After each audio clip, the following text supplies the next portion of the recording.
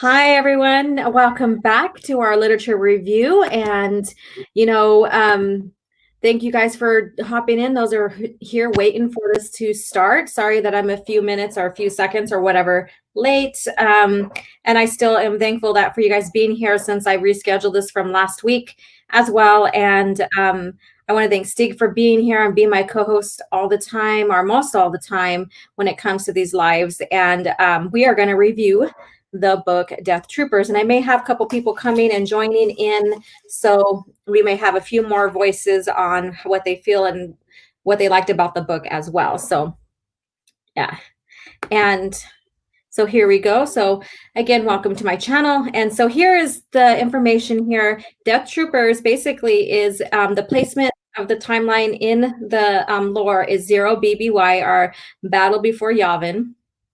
And then the world's visited, and I didn't put the ships. Should have put the ships down there, but the ships are what do you call it? Purge, and what was the other ship called? And I have it here somewhere. There's another ship in here. The Purge was the prison ship. Yeah, the prison ship is Purge, and then they have Vector. So yeah. That's the Star Destroyer. Yeah, that's the Star Destroyer. So I didn't put that down there. Hey, Zagrat, how are you doing? I'm going to go ahead and go through everybody and say hi in a few minutes. So I'm just giving some dynamics of what the placement of this book, who's involved in it, and, the world's visited. So we have Trandrilla and also Galantos. I probably didn't say that wrong. Are the worlds, and the ships is the prison ship Purge and the Star Destroyer Vector. Chandrilla is the same planet Mon Mothma is from, I believe. Yeah, correct. Yeah, that's her home planet, correct? Yeah. Yeah, that's what I thought. So, and so we have Zahara Cody, who is the medical officer in the novel. We have Jareth Seratoris, okay, and he's the Imperial captain of Vector. And we have Kel and Trig Longo, who are prisoners from the Purge, or the ship Purge. Then we have Han and Chewie in the novel, as well as Waste, who is a 21B surgical droid. So these are the main characters. There's other characters that are in here, but these are the reported main characters that, are mostly expanded on inside the book. So yeah, and this book takes place between book 2 and 3 in the Han Solo trilogy, correct? Yeah. And there's also in the same, the book, the novel that comes before that too as well is Dark Forces, Soldier for the Empire. So yeah, that's Kal Katarn. Mm-hmm. Yeah, that's when he steals the Death Star plans. Yeah, exactly. That's where they got ideas from Rogue One from. So if you like Dark Forces, the game, or even the novels, the trilogy, and it's everybody's favorite story, basically, then there's a reason why you like Rogue One in a sense, because it's a knockoff. Rogue One is a knockoff of Dark Forces, but we're not here to discuss that today. So, all right. So we have Miss Martin Muse here. Good evening from Cali. Earlier it was good morning from Cali. Hello. And then one of my channel members, Jedi Padawan Trela. Good evening. And then we have Zagarat 315. And then we have I Love This Book by Wookiee Supremacy. Thank you so much. Please share as we go along what you like about the book and engage, and we'll engage with you. This is the whole purpose of this, is to engage with you guys. Stig does have a few things to say about this, but it may not be too well perceived by those who may like this book. All right. And then Miss Martin Muse, O.G.Starwars, with a hand wave as well. So I am happy to be here with you guys and with Stig as well. So let's get started here. So this is the Imperial prisoner ship suffers an engine malfunction en route to destination Moon. The ship drifts across a path of a strangely derelict Imperial Star Destroyer Vector. And so we have these two ships here. So the Purge is not the Purge is the prisoner's ship, and Vector is a Star Destroyer, right? That's correct. Correct? What Steve? my headphones were acting up. Oh, okay, sorry. I said so Purge is the prisoner's ship, and Vector is the Star Destroyer ship that is derelict, right? Yeah. Yeah, okay. I got that right then. I was taking notes and trying to keep up on this as well. And hey, so we have her again, Miss Martin Muses. Hi, Miss And Martin. yeah. And I was hoping that she was able to join us, but she didn't finish the book, and that's fine. So what do you think about the beginning of the book, them finding, them coming upon the derelict ship Vector, Stig? Well, it's your classic horror setup, Mm-hmm. Yeah. Alien starts like that. They find a derelict ship. Yeah. Some horror movies when they find a ship or boat adrift at sea. Yeah. Stuff, Ghost Ship, right? Remember that one?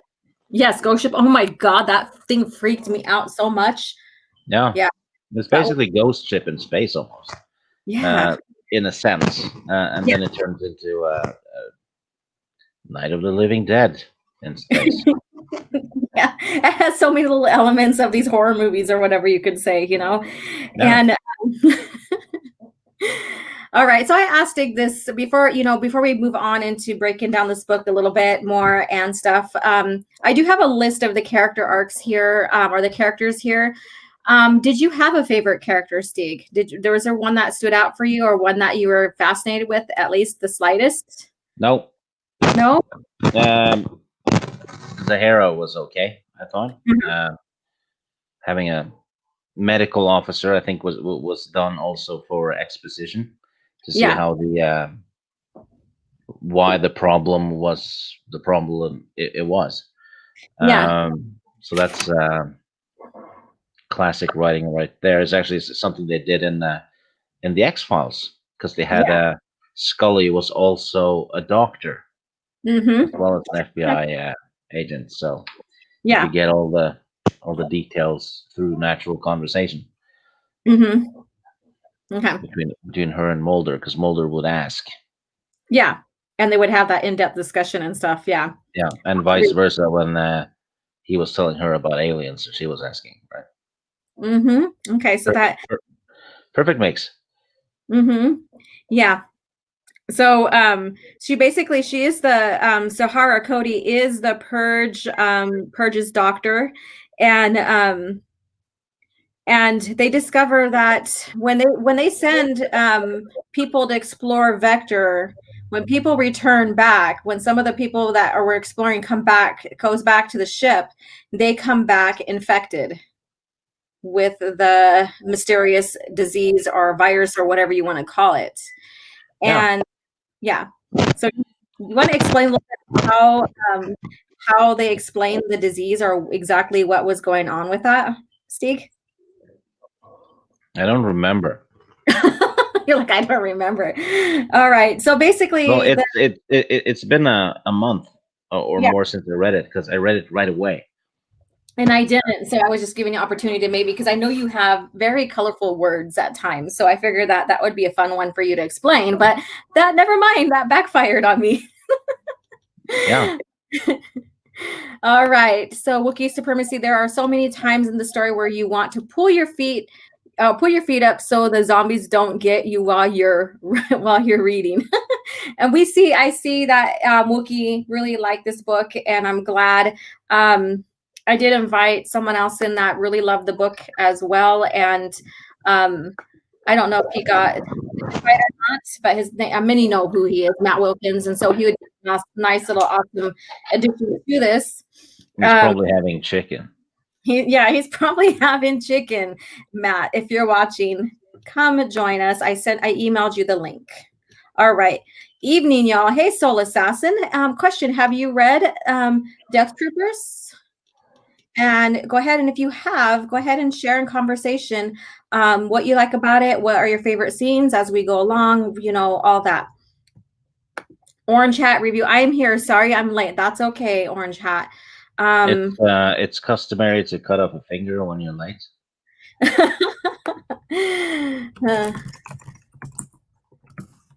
Yeah.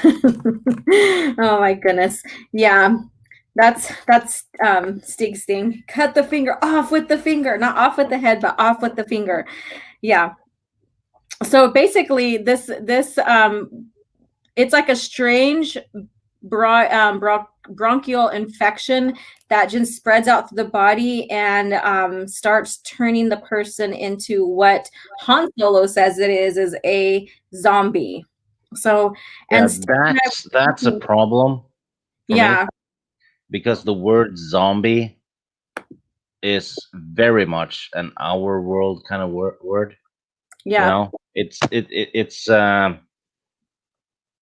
basically our pop culture, right? yeah, And Han Solo should not have said zombie, because it took me out a bit, right? yeah, They should have called him, something else.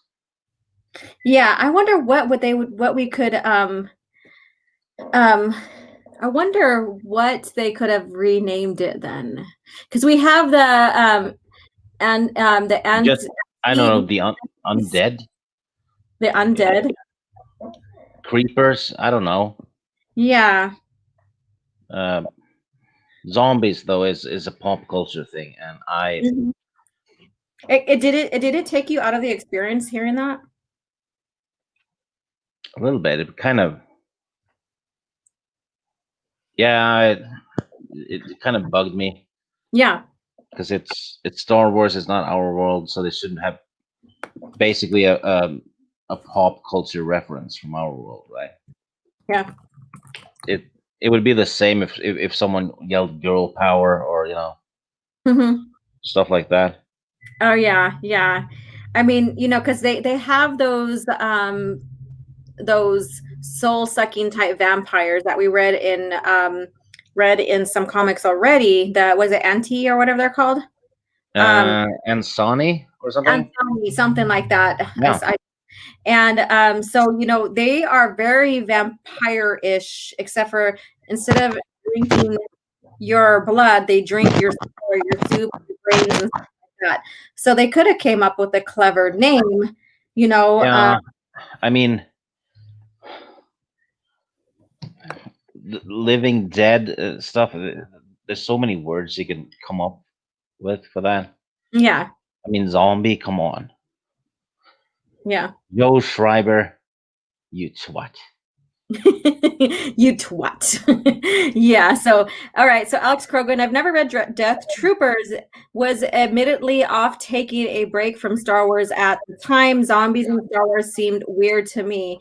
And maybe that's, and I hear both spectrums of people who really love it, they didn't mind that. And then people who were turned off is because they're like, why would there be zombies in Star Wars kind of deal? And again, Well, they could they feature. there has been undead in a sense in Star Wars before. Yeah. We will be talking about that next Thursday. Yes. Yes. Yeah. For Exactly. the comic. Yeah. So but I didn't like that at all. But then again, you know,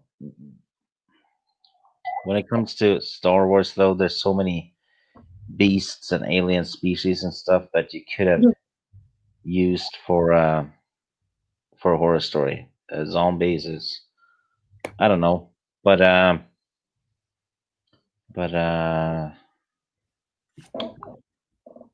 maybe they wanted a Halloweenish horror story. I don't know. I don't know the background for this It story. got great praise for the time it came out. It was so successful that they decided to put it in hardcover. So it was well perceived, but like Wookie, okay, so he's like, I love this book, but I could have done without Han and Chewie even being in it. They could have done the whole stories without them.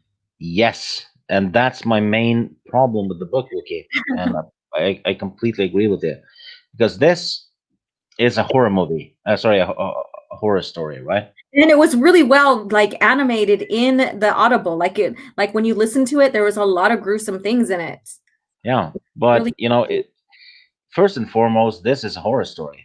It's yeah, not a Star Wars story because it doesn't have anything to do with anything in Star Wars. Really, it's just a completely standalone story. yeah. It's not even referenced, I think, in future books. No, it's But not. when you have a horror story and two of the main characters have plot armor, you Hmm. never fear for Han and Chewie Yeah, because they're not gonna die, and that's it takes away the suspense of the horror story. yeah. Because if you didn't have them and you just had some new characters like maybe one of the Jedi that survived the Purge, Hmm. someone else, Yeah. it, you would have never known throughout the story if they would survive or not, and that would have added tension and suspense. Hmm. And with Han and Chewie, it's just okay. Han and Chewie is going to save the day. Okay, Yeah. you know that Yeah. one was yeah, it was. But the undead is nothing new in Star Wars because Sith force spirits, that's undead. Yeah. Uh, well, she also means her the only Norwegian she knows, so it's easy to be a favorite if you're alone.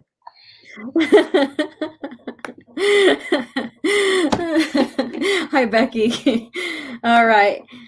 There was an undead Gungans. Yeah, Yeah. we'll be talking about that next Tuesday. Yeah, No, that's next Thursday. Sorry, yeah. And then Korriban zombies. Corbin zombies. I don't remember those. Yeah. I think that might have been like the spirits and stuff that were guarding maybe down there. Orange Chat Reviews, I haven't read the book. If you still want me on to join for the ballist Lafa, I will. Okay, so he hasn't read it yet. So yeah, if you read it, then then another person to discuss it, especially if you really, really like it or whatever, are welcome as well. And yeah, so but I know that Orange Hat has been very knowledgeable in his Star Wars when I've had him on. So yeah. All right. So let's go on. Through she so Zana does concoct a vaccine, but in the meantime, the death is sweeping through the prison ship, killing most of the 500 or so prisoners aboard. And so we have the survivors basically who are Zara, Sir Taurus, so basically the Imperial captain, and the two prisoner Kel and Trig, Chewbacca and Han. So Chewbacca and Han, like Stig said, because I lost the connection. I was like, wait, when did they get there? And I had haven't went back and reviewed it, and I had to ask Stig, okay, so Han and Chewie weren't prisoners, so they just arrived there. So basically, they just arrived, which kind of was like weird to me because that happened so quickly that I forgot that that they just arrived. There was no significant other than they stumbled upon the ships or something. Yeah, and the as far as horror stories go, um, most of them isolate the characters, Yeah. right? So you can't get away. I mean, you see it in The Shining. They're snowed in. Yes. Alien. They're Mm-hmm. on the ship, much like this one. Mm-hmm. It's even in Jurassic Park, that they're isolated, and Yeah. in Island. Jaws, they're isolated on a boat. Mm-hmm. So putting it on a Star Destroyer makes sense. Yes. It's checking the right boxes, Yeah. For But that. like I said, if you have two people with plot armor, it ruined the story for me because all the suspense went Yeah. away. Mm-hmm. Okay. All right. All right. So we're still going to continue to review. So let's go on with this. So they flee the basically the corpse reanimated, and so they're fleeing from the reanimated corpses.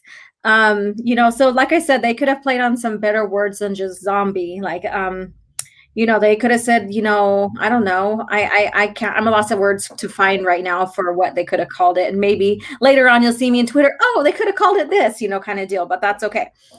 And so basically the Purge, our prison ship, is overrun by zombies, and the survivors cross back over to Vector. So basically a ship that was derelict.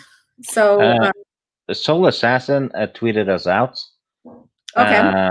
And he added a picture, Uh-huh. which I'm guessing is from the book, but there's it has a Jedi on it too. If you check Twitter.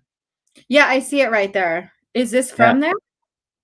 Well, it has to be from this book, but where did you get the artwork, Soul Assassin?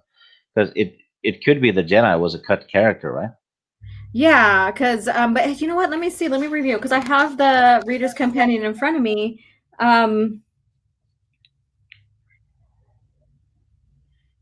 It doesn't state, but sometimes they don't put all the details, like whatever, because it looks like that looks like it could be Ayla, but I mean she's even dead by that time. Oh yeah, no, it's not Ayla Secura. Oh, I know that, but I'm saying just by the looks of it and stuff like that. But yeah, a Jedi or is because it has a I wonder if this was a animation or an art piece that has other stories next to it. You know how they can comprise a landscape of what's going on in that era kind of thing. So that's very interesting. Awesome. All right. Very cool. Let me see here. Google image. Okay. And so someone probably did that and probably added a Jedi just because it's Star Wars. I don't know.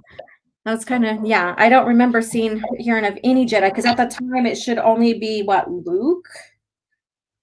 Or not even Luke, just Jet, right? No, he hasn't even met Luke yet. Yeah. So, and then he really doesn't has impact. If they intended to have a Jedi in there, it would have had issues with episode 4, because Han doesn't really believe in the Force and stuff. Yeah. And yeah, but that's a cool picture. I like it though. That's really neat. That's I like the creativity and stuff like that. So it just leaves you to think, okay, so what were they thinking? Was this, from original concept art for that novel? So yeah. All right. So let's move on. So we have so there's this undead is increasing. They're finding more thousands of undead, and the crew of the massive warship, stormtroopers, pilots, technicians, and more transform into mindless, ravenous, animated corpses. And so so they we see them zombified by this virus, and so we hear of this people being captured and strung up on hooks, and those zombie or animated corpses go and feed on them. It's really crazy, because if you listen to the Audible, it's really horrific, because you can hear them basically feeding on these corpses and people being captured, people being grabbed by their ankles and being captured to be fed on. So that part right there was too, going through those parts and having, the characters flee and, fight for their lives and stuff like that. That was very interesting for me, very suspenseful for me. So what do you think about that, Steve? Well, a little bit, it's what happens in a zombie movie, right? It's what you see on The Walking Dead and all. But it would have been a great book if it didn't have Han and Chewie. And something's wrong though if you have a Star Wars book and Han and Chewie ruins it. You're forever going to be stuck on that though. yeah, but it's a point though that goes through the whole story, right? Yeah. I mean, sure, okay, what happens if a zombie grabs Han? Nothing. He's going to survive. Yeah. Yeah, true. Very, very true. All right, so let's move on. So So Zahara finds her way to a laboratory where she proves that the virus was the result of Imperial bioweapon research program called the Black Wing virus. So that we have a name of this, and we find out that this is an Imperial virus that went basically rogue and affected. And of course, the prison ship like stumbles upon this derelict ship out of nowhere. So this has to be kind of close to a sector or a hyperspace lane or a planet system, because you can't stumble upon a derelict ship unless you come out of hyperspace, right? So it was drifting around in a near a hyperspace lane. Yeah. Exactly. And so no, because the Imperial captain was on. It wasn't because what? Well, Jared is the Imperial captain of the Star Destroyer. He's alive. Yeah. And they've holed up, basically. So they're out there, but they can't really get away because the ship's not functioning properly. And yeah.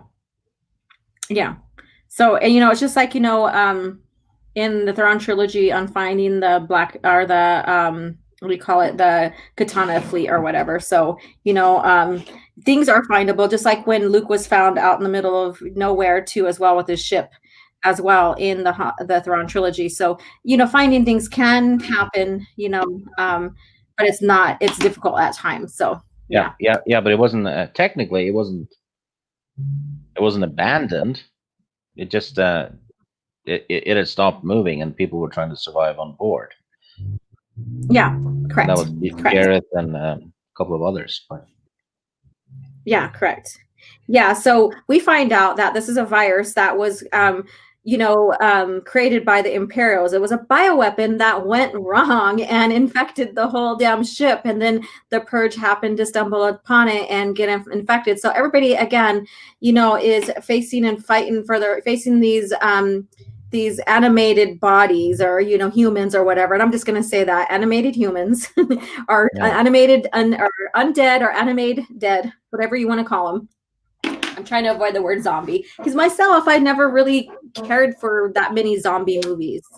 For me, I was never big into zombies. Doesn't mean I didn't watch it and enjoyed, them, the being frightened by whatever's going on in the scenario and stuff. They were just never my favorites in horror stories. But that's just me. So basically, she also finds the key flaw in the virus. The infected cannot travel far from the source of the contamination. And so they would, the undead would not spread from their starships. So what did you think about that, Stig? I thought that was very, very convenient. Yeah. Because it's like they put in a kind of like a safety valve so it doesn't mess with other novels, basically. Yeah. So this is a very isolated story, and so it even isolates Han and Chewie, but they still have the plot armor because nothing can happen to them because of New Hope is coming up on a New Hope, basically in the timeline. And but then we have this isolated situation here in space, and then there's that flaw where the undead can't go anywhere else further from their source, which to me then their bioweapon is not really successful as well. But I'm gonna say agree with you, Stig, on that. Is like it was kind of unnecessary because they're already in space, so how are they gonna get out? And if you have a bioweapon that only works within a few hundred meters and doesn't spread from that ever, it's kind of like the worst bioweapon ever, right? Yeah. Very, very true. Yeah, we're gonna use biological warfare on those 100 meters over there. Yeah. That'll teach them. Yeah, right. And they only can stay in this one area, so we can keep it confined as well. Yeah. I don't know. So Lady Toriel, hello, lovely. That was awful, Predator style. So I didn't see exactly what you were talking about. Are you talking about the book in general? I don't think she liked the book at all. Yeah, probably not. And hello, Soul Assassin. Okay, just say undead. Laugh loud. Laugh out loud. All right. If it's drifting, leave it alone. It's not good ever, right? Well, it's kind of like the Ghost Ship, and now I want to watch it just to so I could be scared and watch something different. And Ghost Ship, There's yeah. one with Jamie Lee Curtis and Donald Sutherland Mm-hmm. called Virus. Oh, okay. I It's think a I bit remember it's a that. bit like Ghost Ship, but it's more tech-ish. Yeah, yeah. It's not a good movie, but it's damn entertaining. Yeah, okay. Sometimes good not like I love stupid funny movies. Some people don't like them, but I think the stupid funny movies are so interesting to watch. I mean, it's not horror or anything, but I'm just saying there are some movies that are, not well done, but they're stupid funny and so they're very entertaining and stuff. And then yeah. Well, yeah, I mean, not every movie needs to be you know, Saving Private Ryan or The Green Mile. I Or mean, the Tombstone or anything like that, or a blockbuster, sometimes yeah, you just funnest movies that are not even worth, or I wouldn't say not worth it, but not don't meet those status and are there pretty much. yeah, and I've never met a single person that did not like Tremors. Yeah, Tremors is awesome. It's so rewatchable. It's a silly story, but it's so good. Same yeah. same with Gremlins. You Yeah. know, it's fun. Gremlins, yes. I introduced Gremlins to my 16-year-old over Halloween, and now she wants one of them plush toys. She wants Yeah, a Gremlin. Gizmo. Yep. Yep. All right. Cranberries had a cool song called Zombies. Yeah, I remember that song. I do remember that. Orange Hat, I would love to cross with Xanos versus the Empire. I have seen so much fan art that is awesome. Cool. And it's funny how this book is so isolated that you really don't hear about this anymore after this. So Yeah, oh my Well, God. Huh? yeah. He's talking about Virus, Hmm. the movie I just mentioned. Yeah, it is Yeah. so bad it's good. It's Hmm. Yeah. I'll if someone tells me it's bad, yes, they're right, but it's entertaining. Yeah. Some bad things can be very entertaining. And there's comedies that like I call like that stupid funny that is so entertaining. It's just, they're fun. Sometimes you just gotta have fun movies, no matter how bad that people may say they are. Sometimes they're just the sheer fun and entertainment of it that really outshines more than, anything that is bad in it. So best zombie movie is a 28 Days Weeks Later, in my Uh, opinion. he might be right because those Yeah. are damn good. Mm-hmm. Yep. Okay, Gizmo is greater than Baby Yoda. I agree. I agree. Oh yeah, Baby Yoda looks like a Gizmo, like offspring of a Gizmo. Baby Yoda is there to sell toys. Gizmo was there to as a character. Yes, exactly. All right. So you were telling me that you did not like Trig. Kel and Trig are brothers, and they are both prisoners. So it's kind of funny that brothers are in prison together, which I know is not uncommon, but they are brothers, Kel and Trig. Well, they Um, were on a prison transport, right? yeah, yes. So they were being taken to a prison. Yeah, so prisoners are prison transport, yes. And so Trig survives, and spoilers, Kale does not. So, and you were telling me that you didn't like Kale, correct? Or was I it didn't Trig? like any of them. I thought they were boring. They were just Yeah. there to drive the plot, I guess. Mhm. I don't know. I liked the medical officer more because she had more of a background and she was. I don't know, but Kale and Trig, I didn't give a damn when one of them died. It's just good. I Yeah, don't have good. I don't have to read more about it, right? yeah. And the zombies are undead or whatever. If they bite you, you can become infected. And so Which Kale, is which is weird since it infects the lungs. yeah. So does So the virus spread to the lungs or what? well, if they bite you, it's through the blood, right? Mm-hmm. So it infects through blood and lungs then. Yeah. True. True. All right. All right. So, like I said, Kel's infected by the virus and attempts to bite Trig, realizing that nothing remains of his brother. Trig shoves Kel into a vent shaft to tumble into a engine turbine. So he's like, bye, brother. Yeah, he goes flat. Exactly. He goes splat. And I'm not getting too much details You, until go you know ahead. what he should have said though when he fell into that fan. What is that? He should have just said, "I was never a fan of you." I was never a fan of you. Good one, Steve. Good. Yeah, or sit on it and rotate, or yeah, Yeah. chop, chop, chop, little brother. Yeah. Okay, I'll stop. Okay. All right. Or, Thank you. or you should have said, "Have a slice of life." Oh my God. But the thing is, it's like there was a lot of entertaining spots for me in this book. Or my brother had to split. There we go. All right. So I need it to do for you or whatever. But yeah, there's a lot of entertaining points in this book, like listening to it on Audible. And the Audible is unabridged. So it says.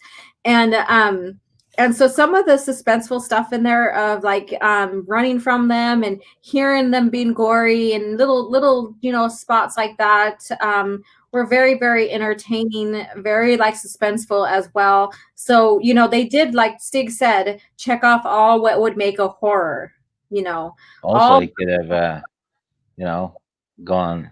If you don't know why I pushed you in, maybe you can piece it together now. He's still thinking about that. All right, let's see. Zombie metachlorians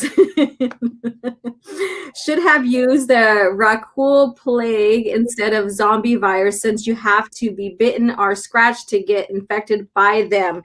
And this book, and the Rakul plague is actually brought back in the Rebellion comics for a little bit, with through Celeste Morn, who is a character that goes through all the periods, basically. And so that would have worked, but they would have had to blow up the ship afterwards, though, when they got away, because the Rakuls, they do spread. Yeah, Holy crap, they spread. It does. And so this book came out in 2009. And so that's when and then it was such a success. So there were a bunch of people, and mind you, I will give you my review and my score of this book when we start finishing up. But this book was well received that they decided to bring it back in paper or in hardcover as well. So, yeah. So that's just some interesting facts right there. All right, so let's see here. And then Lady Toriel, she really enjoyed those puns, and so did Orange Hat. And he's probably agreeing about the Rakul one. And oh my, that would have been great. Yes. And so, now was this, written to kind of be different and not rehash on something? Maybe. It is definitely a standalone novel again. So yeah, but if you think about it, they don't want to rehash anything, and then they use zombies. Yeah, it's the most rehashed thing ever.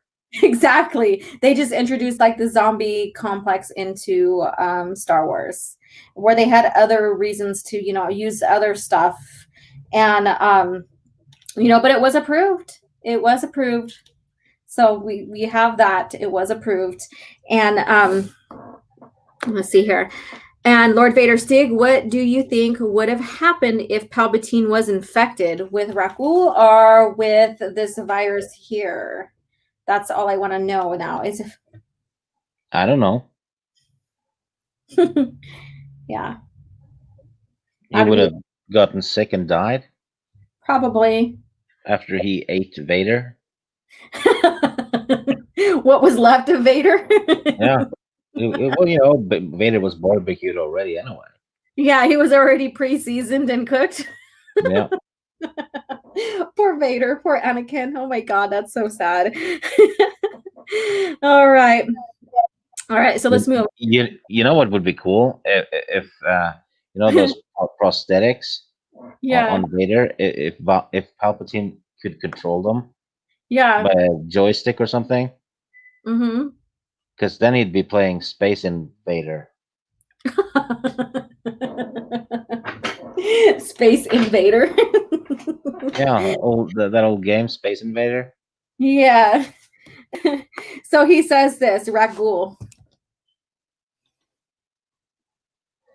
So that's his answer to, or that's what he means.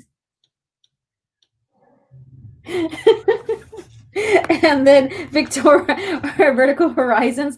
I love democracy. I love brains. Oh, this is so much fun, you guys. I love it. All right, so let's move on. So the cruel and implacable prison offers Sertorius sacrifices himself. So Sertorius, who is the Imperial captain, he sacrifices himself to allow the others to survive and to escape. Commandeering a shuttle and deactivating the vectors, constraining tractor beams. Zara, Trihan, and Chewbacca are the survivors of the horrific incident. And so they do escape. They do have, take it, get out of there. And what's funny is when, because I just barely finished the last two chapters just not too long ago. Stick knows that because I was kind of listening with it when I was playing it when we were waiting to go live. And we learn that with Han, and so I'm going to mention this because it's mentioned in the book. And look at the time frame at 0 BBY. And so this is right before A New Hope, and this is in the same time frame of Rebel Dawn, because Rebel Dawn and me, Stig and I were talking about that because we were going over the time frame of these novels leading up to A New Hope. Is that Rebel Dawn is from 2 BBY to 0 BBY. And so that, and we have Han, basically the end of Rebel Dawn, he is in the cantina, and we know that once he gets there, he meets Obi-Wan and Luke. Yeah. And yeah, so in this novel, and this is continuity wise, some people, don't, really pay attention, or I wouldn't say pay attention, don't mind any slight little errors or whatever, but I always pay attention. And so in this novel, he says that his ship was commandeered or impounded by the Imperials, the Falcon. He says that. And so, we have to believe now that between this and that time frame, and even Rebel Dawn, that he gets his ship back. He gets the Falcon back.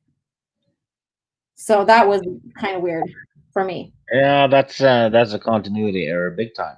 And yeah, and it's not nitpicking because we do have A New Hope coming up. And then he is traveling around during Rebel Dawn as well. Yeah. So all of a sudden, between chapters in Rebel Dawn, he has his ship impounded, and he doesn't mention it afterwards. Mm-hmm. Yep.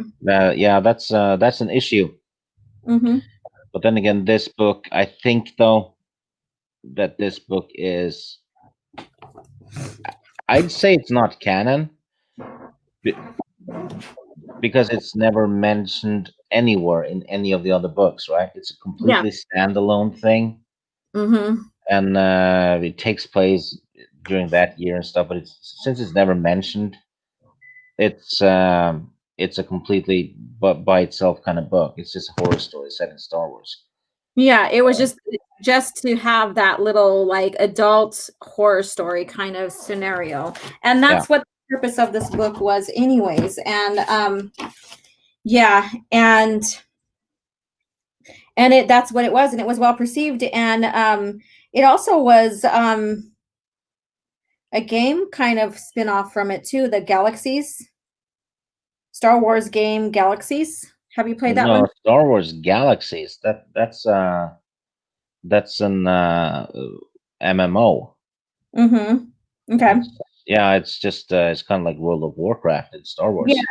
Yeah, massively multiplayer online role-playing game Star Wars Galaxy. Join the zombies' excitement in the lead up to the book, released by including content directly tied to the novel.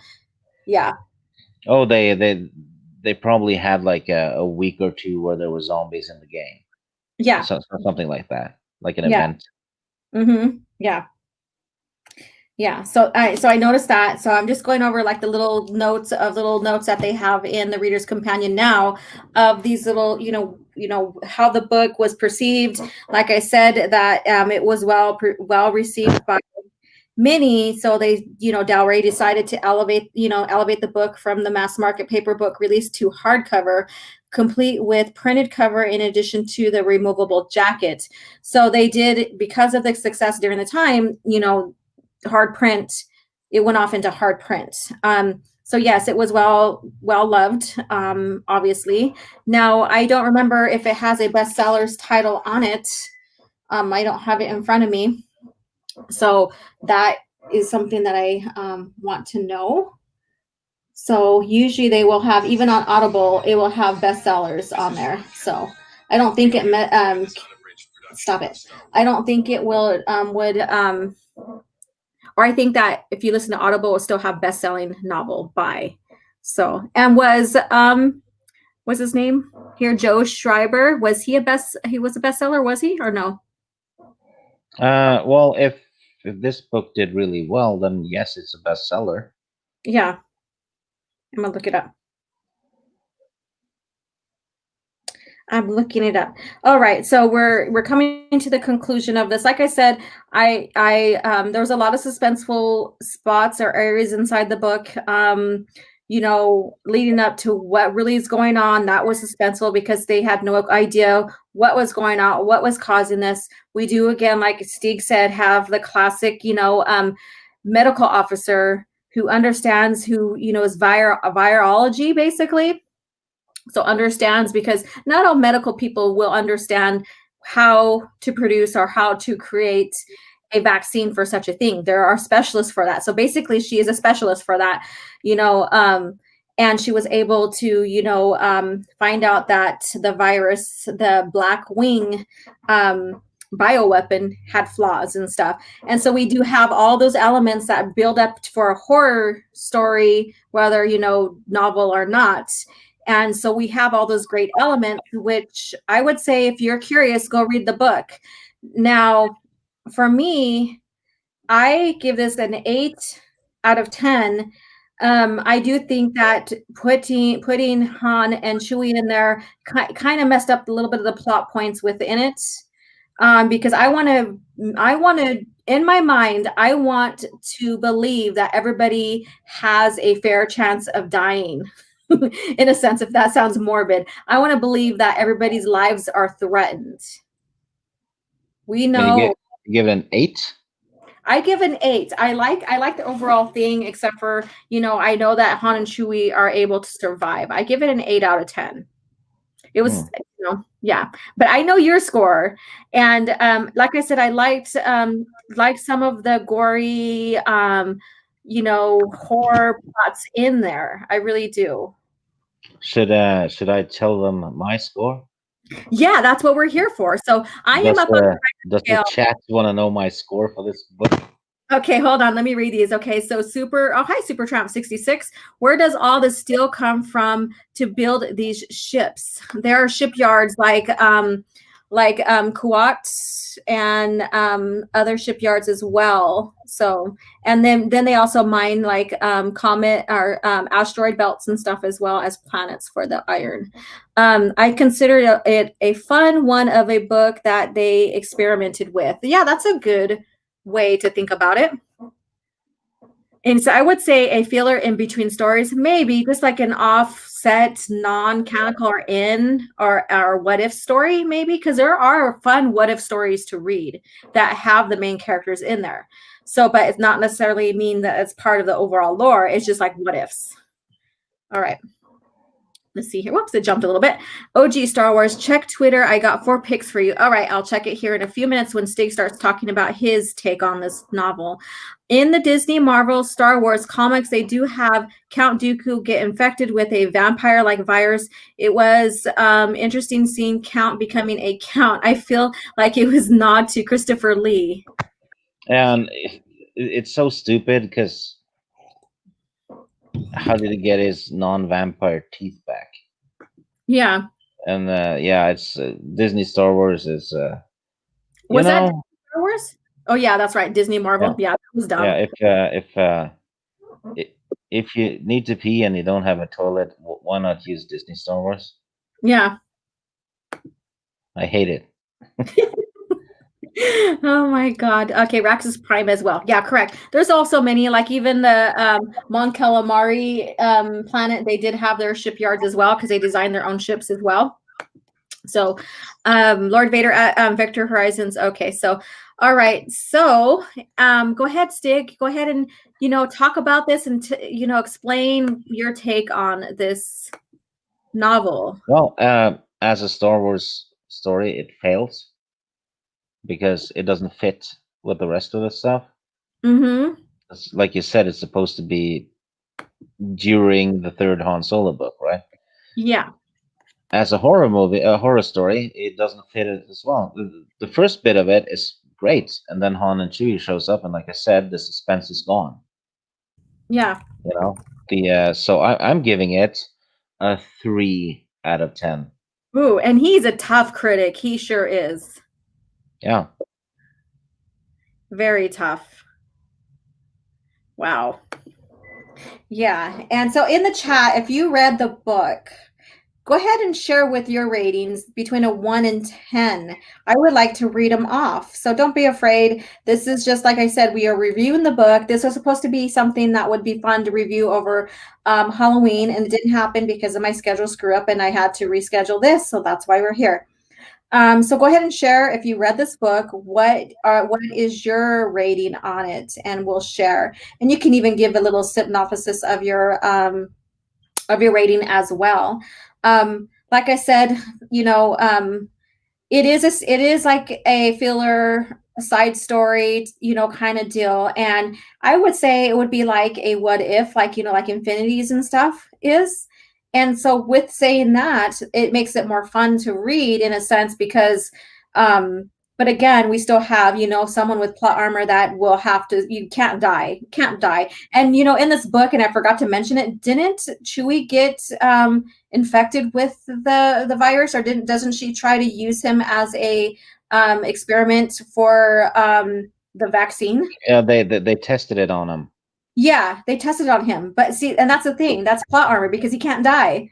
Yeah, it's like So, okay, gonna test it on Chewie. Okay, it's gonna work. It's not gonna yeah, kill him. exactly. All right, let's see here. It's a cure. Okay. He ended up getting cured.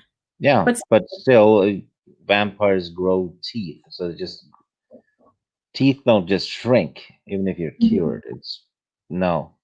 yeah. All right. Crosstalk. I'd give a 6 out of 10, 10-ish for it. Not good, but resoundingly meh. Meh. Okay. All right. There's a lot of 6 out of 10s. I probably was a little bit too high because now I'm thinking about 7.5. Yeah, but if you think about it, a 5 out of 10 Yeah. isn't necessarily bad. It's just mediocre because it's right Yeah, in the yeah. middle. You don't have like, like the pros and cons, are basically, Yeah, balanced right there. So yeah, true. Very, very true.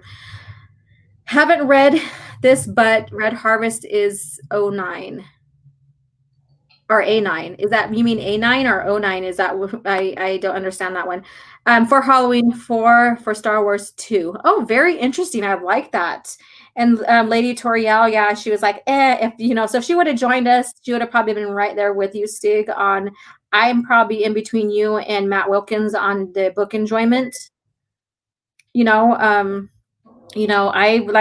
I keep on going between a 7.5 and an 8. There's other things that I'm thinking about. Like I just remembered Chewie getting injected or whatever, getting infected, and then now he can't die from it. So basically, yeah. So that was something. They could have tested someone else, whatever. Yeah, I put it in what if kind of category for the DC Else World thing. Yeah. yeah, yeah. Mm-hmm. I agree with that. It's a one-off set in the Star Wars universe, completely separate from everything else. Yeah. Okay, so let me restate this. Okay, so I would consider this a like like I said, an S canon what if side story. Now that being said, I still teeter between a 7.5 and 8 for that. If it's a standoff, like on its own, what if kind of story. Canonicity, I probably would or not canonicity, continuity, I would probably score lower if if Yeah, you're and based if you think about it, the only thing Star Wars about this book is the props. yeah.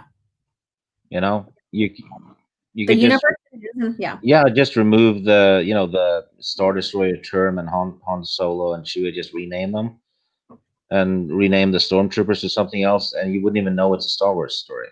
Yeah. Yeah. Yeah. And so there's my stance on that. For continuity wise, I would score it lower. I think I would give it like a 4.5 because there's a lot of continuity errors that in plot armor that, some main characters, give it. But if it's a standalone kind of book and stuff, then I stand on my other, what ifs, kind of story. So that's, I guess where I'll take it. So Orange Hat review, I would give it a 6 or 10 or 6 or 7 out of 10, judging by what I have heard. It sounds interesting as a sole standalone. Yes. And you probably have to just think about it that way to read it, which is kind of sad in a sense. You know what might have worked though as a Star Wars horror story? Uh-huh. If you have one of the Night Sisters, but it's like a Night Sister mixed with Hannibal Lecter. Oh, wow. That Yeah. would be very interesting. I didn't even think about that. Night Sisters are friggin' nightmares as it is. Yeah. So Wow. imagine one that's completely psychotic and the cannibal. Yeah. Ooh. Holy crap. And then so she went and just imagine her just wanting to eat men. Yeah, and she could use the Force and stuff, but she pins them and cuts them to bits and stuff. Yeah. Oh my God. That's, yeah. Okay. All right. Okay. Zombie virus, brain eating and Zot species, Rakul plague, crazy witch Star Wars has some crazy stuff in it. And I think that's well balanced because it's a huge, vast universe. There needs to be, diversity, whether it's normal, I guess you can say, human species to where we get into the crazy, like, stuff, in a sense. So I don't knock Star Wars for having some crazy spin-offs, and stuff like that, but because there has to be a sense of diversity, in it, in a sense. So that's my take on that.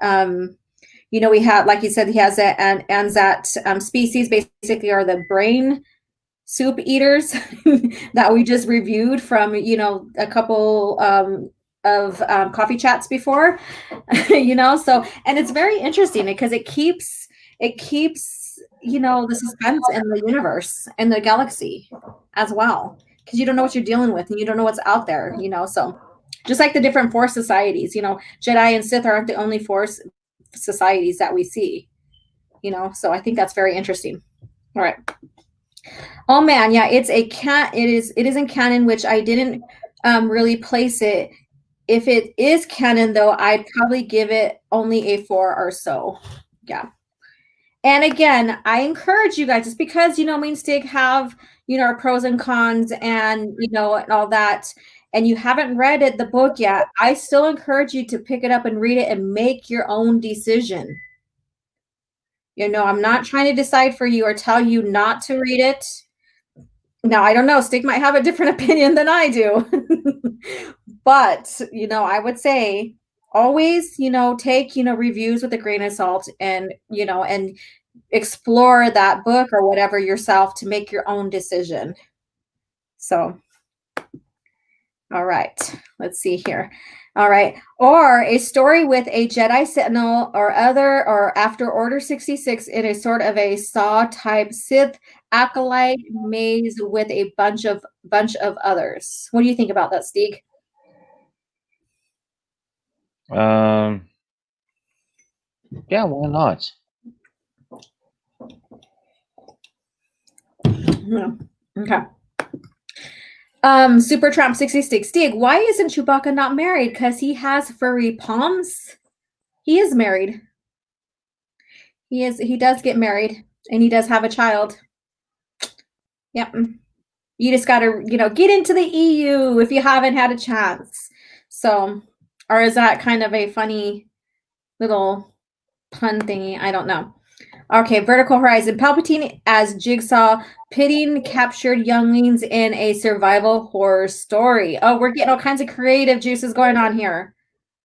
Have the cannibal night sister hunt the younglings. Ooh. Wow. I like your little evil laugh. Yeah.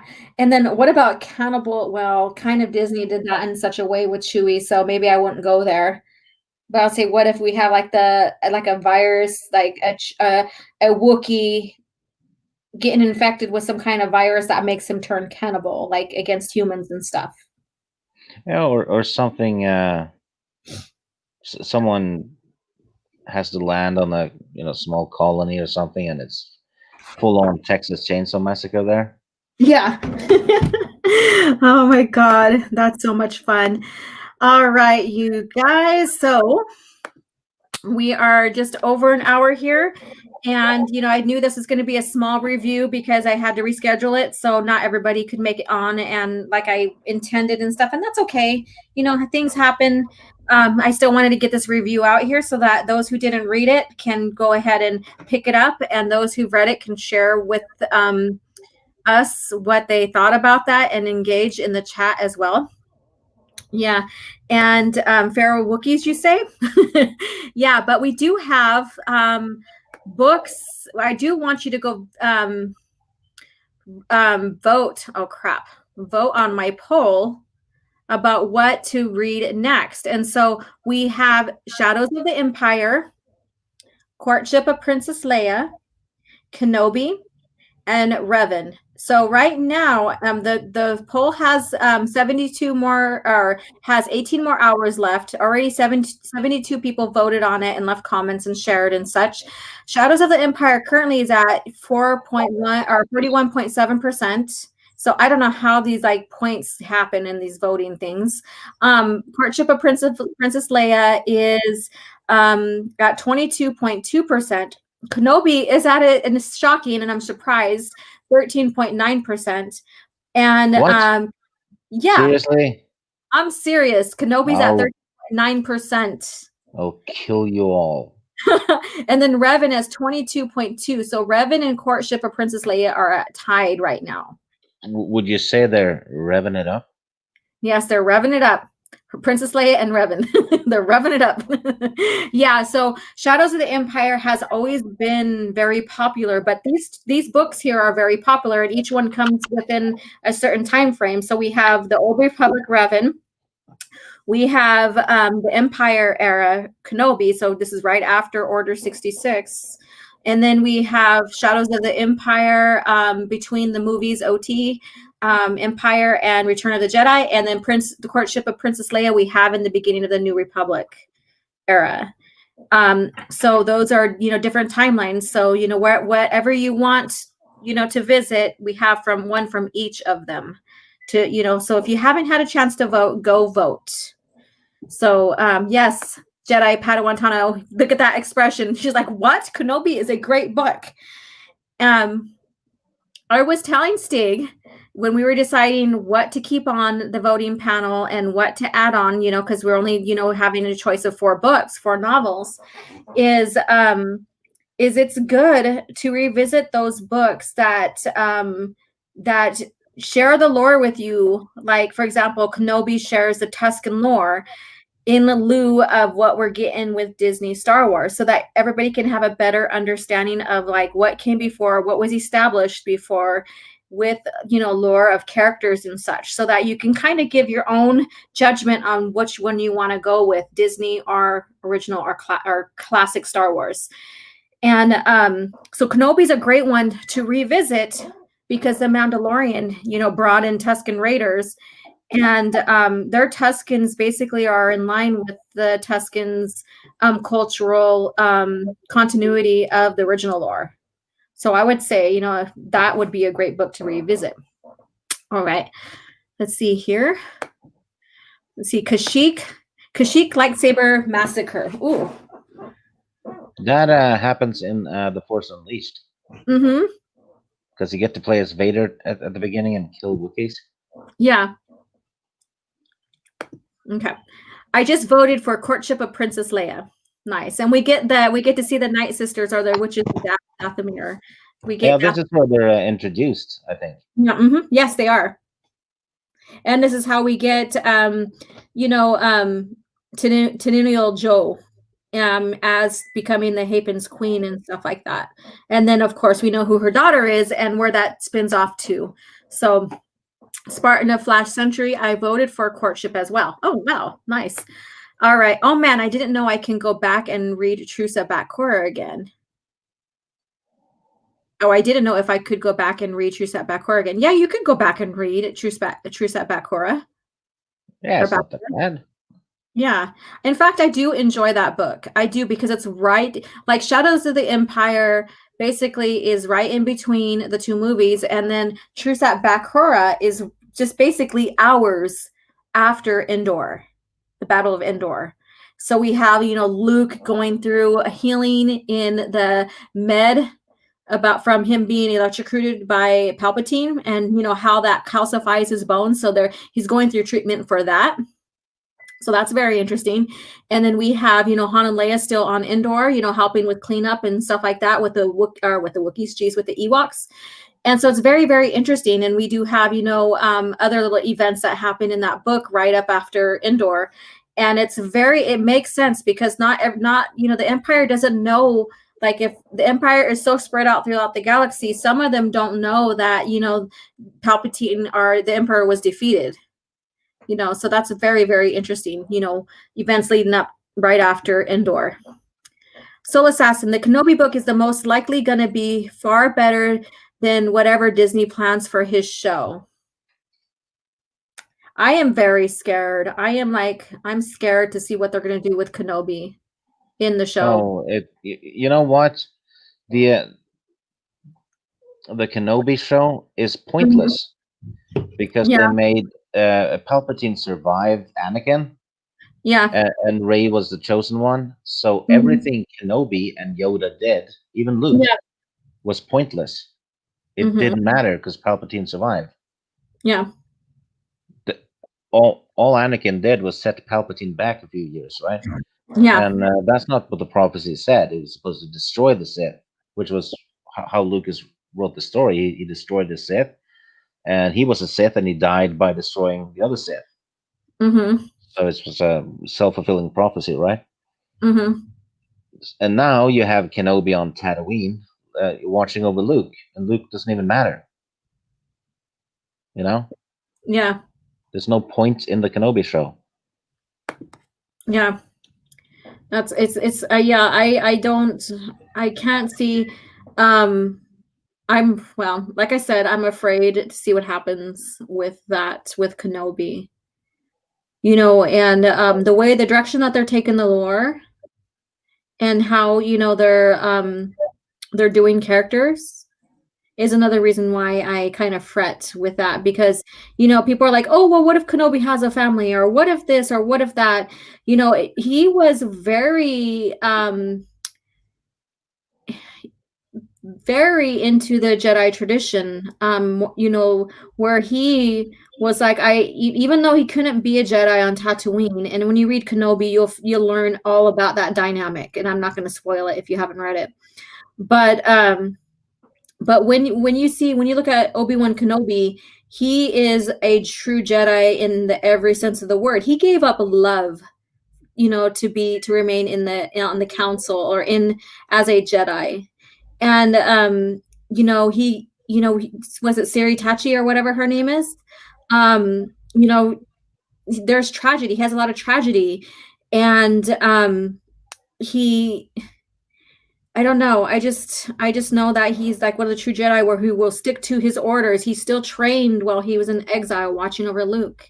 He had to train, to learn how to become a Force ghost, because that would better serve Luke, even though they didn't realize it, but it would better serve Luke in the long run. And So we have all that. And, he's also doting, or not doting, but he's also in mourning. If you read Kenobi, you'll understand what's going on with him.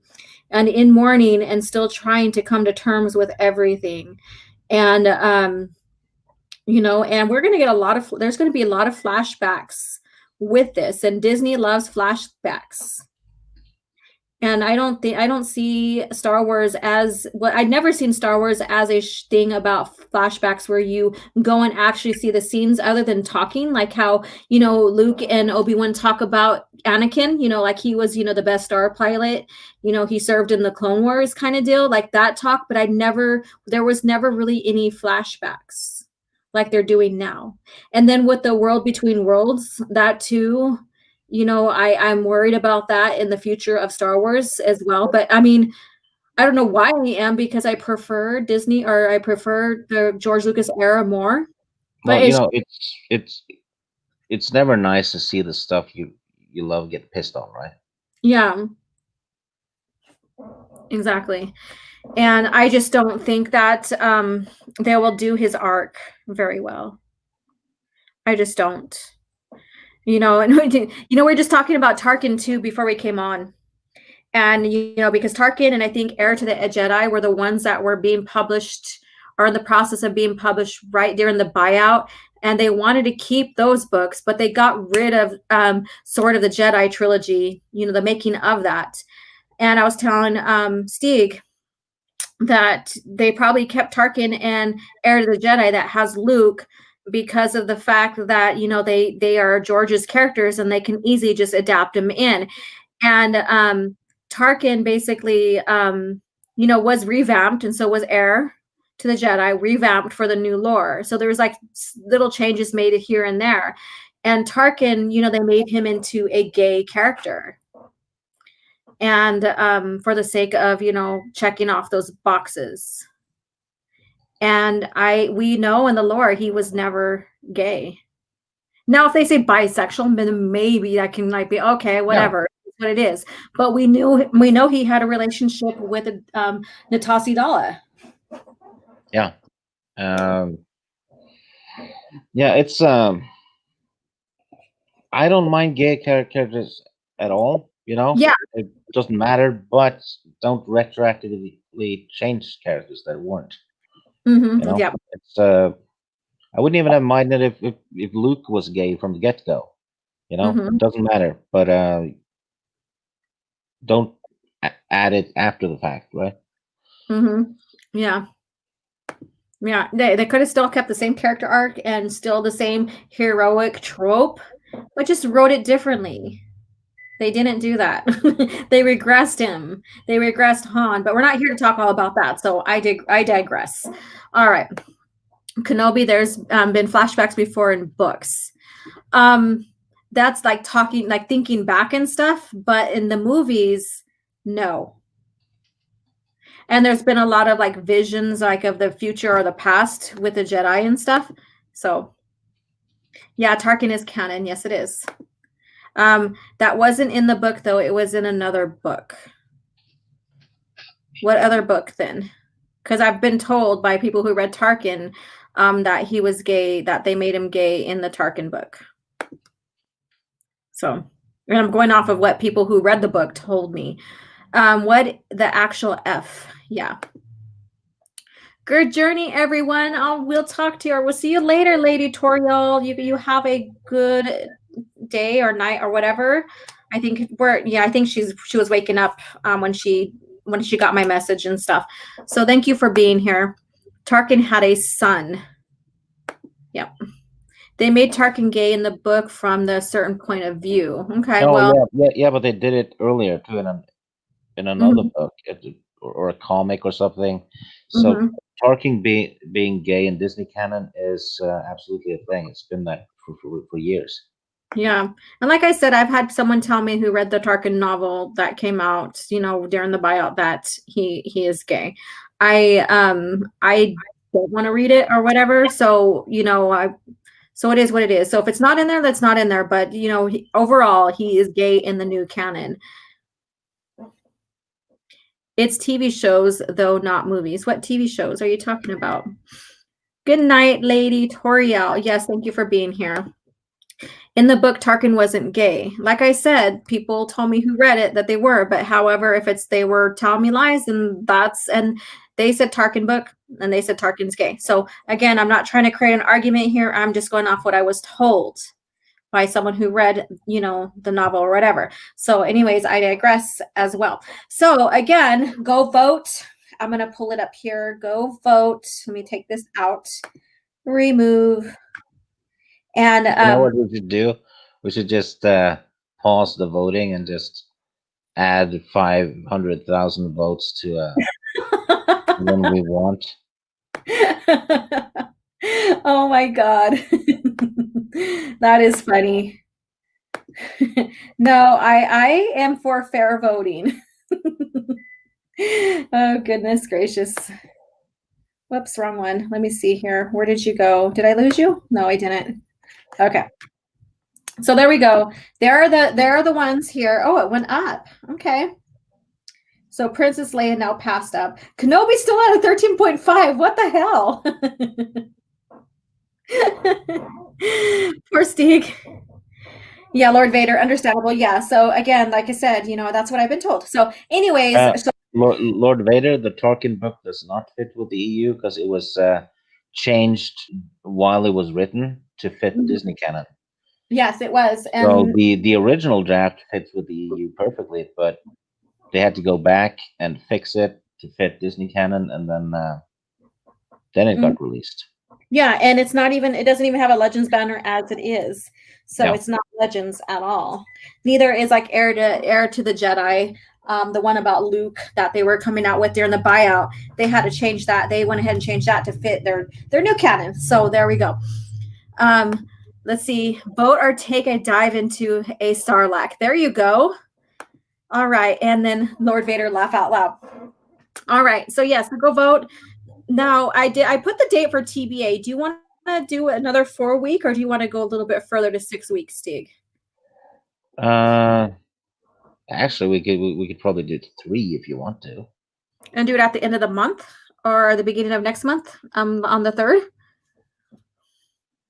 Yeah, I don't know. In 3 weeks. Okay, in 3 weeks. So 1, 2, 3. That'd be the 26th. Then that's Thanksgiving though, for America. Yeah. So so it would probably be. I don't want to, go, do something where people are spending time with their family and friends, cooking, eating, celebrating, and stuff, which I probably would be doing as well. So we'll do it on the 3rd. So we'll go November or December 3rd, whatever wins. So by in 18 hours, so we'll discover which one will be the one we're reviewing. And I encourage you guys, with the one that won, if you haven't read the book, pick it up, read it so you can follow along. And I will have more guests on the next panel so we can discuss it in depth, between, not just only between Stig and I, but other people as well. And if you have read it, whatever wins, then I suggest, maybe get the Audible or just revisit it again and let it be something fun to visit, and, have some escapism and, all that. So, with that being said, we'll meet again here on Thursday, December 3rd. Stieg, is 5 o'clock okay for you? My time? That's what, 2 your time? Do you want to push it a little bit earlier? I don't mind going earlier. I can go 4 or 3. An hour or 2 earlier might be good. Okay, so I'll do 3. So I'll do 3 o'clock on that day, on the 3rd. Okay, so December the 3rd at 3. There we go. So I'll even announce that, and so you guys can keep track of that as well. So this point is to encourage you guys to pick up the books if you haven't, or revisit the books if you already have. So then the books that don't get chosen, we will just add to a different poll later. So they just get recycled basically, except for the one that gets second place. That one continues over to the next poll. Yeah. And so Courtship was the one that got second place with the last voting tier. Yeah. And so that came back on. And so looks like if a book ends up in second place twice in a row, it's out, right? Yeah. So it's not going to be there and be second place forever. You're just going to Yeah. add it to the recycle poll. Yeah, exactly. So we're keeping it, and we're trying to do more or less standalone novels that are still connected, but they're not connected through a series. Like, Legacy Era, that one is we'll eventually start reviewing all that as well. But we want to focus on some of the standalone books. That's why we're not doing like the Thrawn trilogy right now, because that requires 3 books as well, and so Yeah, of forth. course, who hasn't read the Thrawn trilogy at this point? Exactly. I mean, But there's very few that has not. for the people in the chat, though, and you, Alora, because I had an idea. Okay. When it comes to big series, right? Mm-hmm. It's possible that we could do the first book, Yeah. and then that would maybe see if people want to read the rest of the series, right? Yeah. So like a starting point to introduce them to a series, and then I mean Okay. that's doable because Vector Prime would work, but we can't do the rest of the 18 books, right? Correct. That's like a lot, and I love New Jedi Order series. Yeah, Yeah. but it would show people who haven't read it what it's about, Yeah. and maybe they'll get interested and want to read all of it. I don't know. Yeah, that's a great way. Yeah, that would be fun to do, like introductory to the series type reviews. Yeah, and we could the Hand of Thrawn is 2 Mm-hmm. books, Correct. so we could add book 1, and then if book 1 happens, we could later add book 2 because that's just 2 books anyway. Yeah. Yeah. Or if it's no. if it's thin books, Mm-hmm. like a trilogy, and it's just each book has like 300 pages. Yeah. It's possible to do the whole trilogy Yeah. because And the Hand of Thrawn books are thick. oh yes, they are. They are some very detailed duology. And yeah, so I like where you're getting at, with that as well. And like duologies and trilogies could easily be done within a 6-week maybe period, where we would extend the weeks for a couple of weeks, especially if they're very popular, for example. Yeah. And I the X-wing books, those aren't thick at all, and No, they're it's not. doable to do like the first 3, but Mm-hmm. you have to do it in like 5 or 6 weeks. Well, even like Wraith, when the ones with the Wraiths, those can be divided up as well, because once we get to where the Wraith squadron is formed, those alone can be just their mini little series that we can review as well.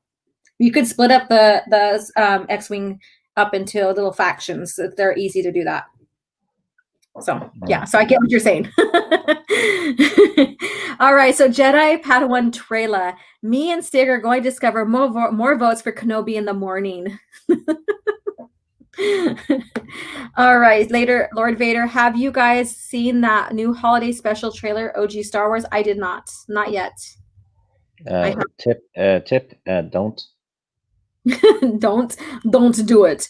Okay, I'm going to check it out, or going to check out Kenobi. Yes, do it. I haven't read Kenobi, and I'm gonna now read it. And you know what's so beautiful is that Kenobi, the novel, and the audible's unabridged, and so I read along with listening to it, and it's very down to beat. Everything's there.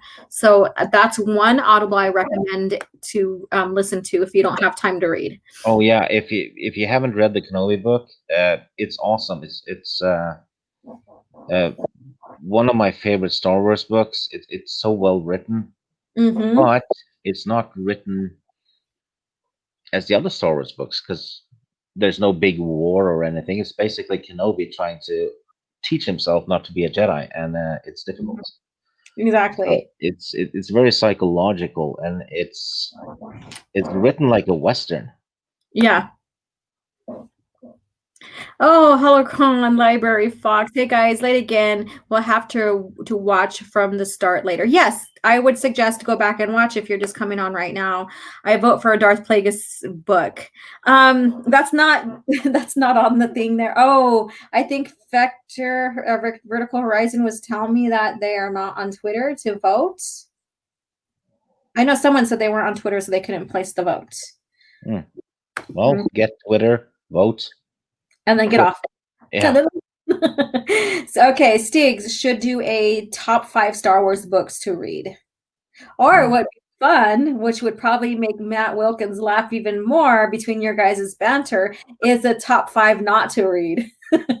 Hey, next week, just sometime next week, right? Yeah. Maybe we could just do a stream where you give your top 5 and I give my top 5. Yeah. Like a just quick little stream. Yeah. This is good because this is on my top 5 because this is why I like it. Stuff like that. Yeah. Yeah, we could do that. We'll have to talk about that here pretty quick. Rogue Planet also sort of ties into, yeah, and I was talking with Stig because we do have a visitor. Hello. Oh my God.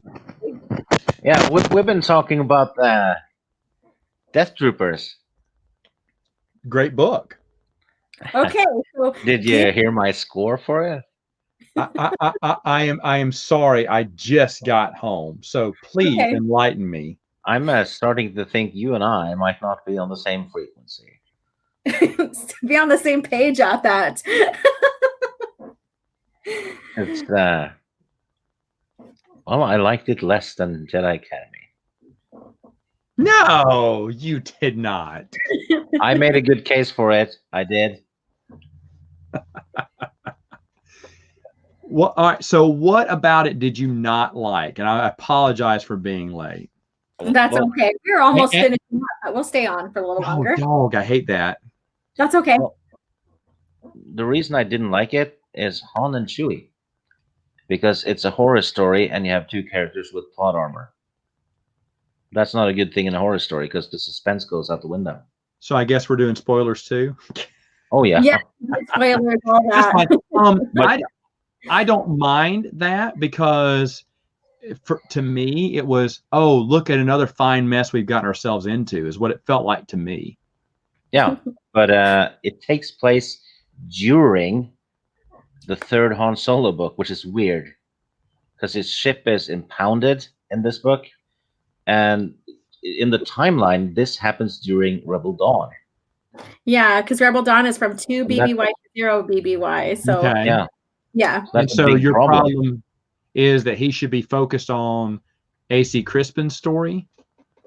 No, he if his ship was impounded, that should have been mentioned in the AC Crispin story, because he has the ship all through that story. So when the heck did it get impounded, right? Okay, it's between books 2 and 3. Hold on. No. It's during book 1. Sorry, during book 3. Yeah, because book 3 spans 2 years. Let me check something because I don't know if I put that in the same timeline. Let me make sure. Yeah, because this book happens 0 BBY. I know what DelRay says, but let me see what I had down for it.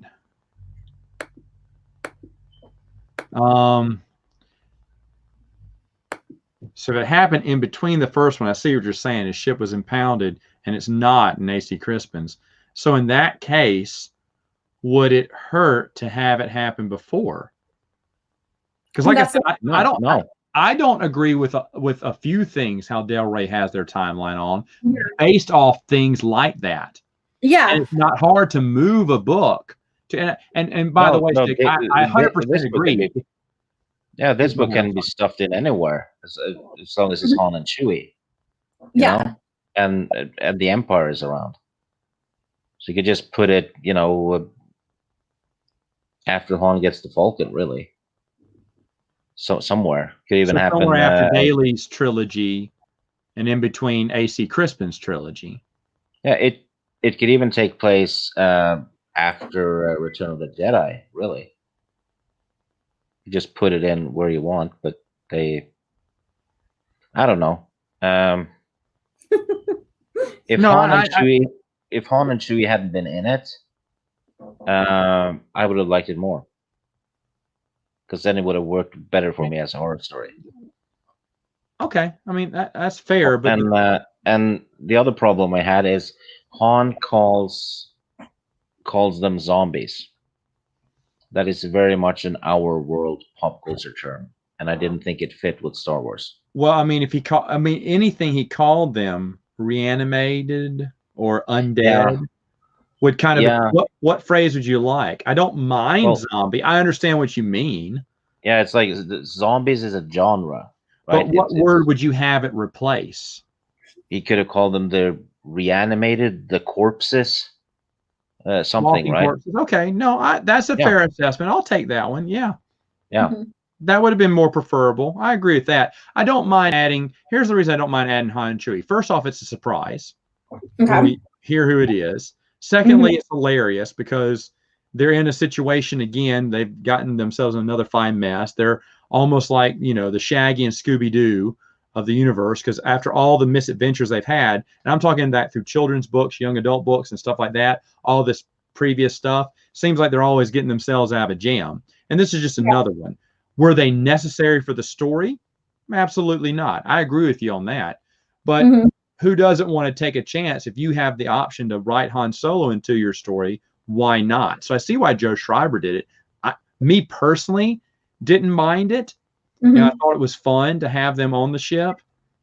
And if it is taking place in between A.C. Crispin's novel, then no, it should have taken place before that. Yeah. And as long as there's nothing else contradicting that, then I think there'd be a safe place for it. Yeah. But were those so zombie and Han and Chewie were the reasons? Steve? Yeah, because it's this book first and foremost is a horror story, because there's very little Star Wars in it. You can, if you remove the term Star Destroyer and Han and Chewie and Stormtroopers, there's not much Star Wars in it. It could be put in any franchise. It's different from it was obviously by the cover itself. I mean, come on, there's never been a more graphic cover of Star Wars ever. But this was done with a purpose. Like, hey, we're going to try a horror novel, and that works a little different. And you're right, it is out of pace with all the rest of the. So it's not. It is theme. It's out of pace with the theme of a regular Star Wars book. Also was its purpose. Exactly. Which means this is first and foremost a horror book. It just has the Star Wars logo, right?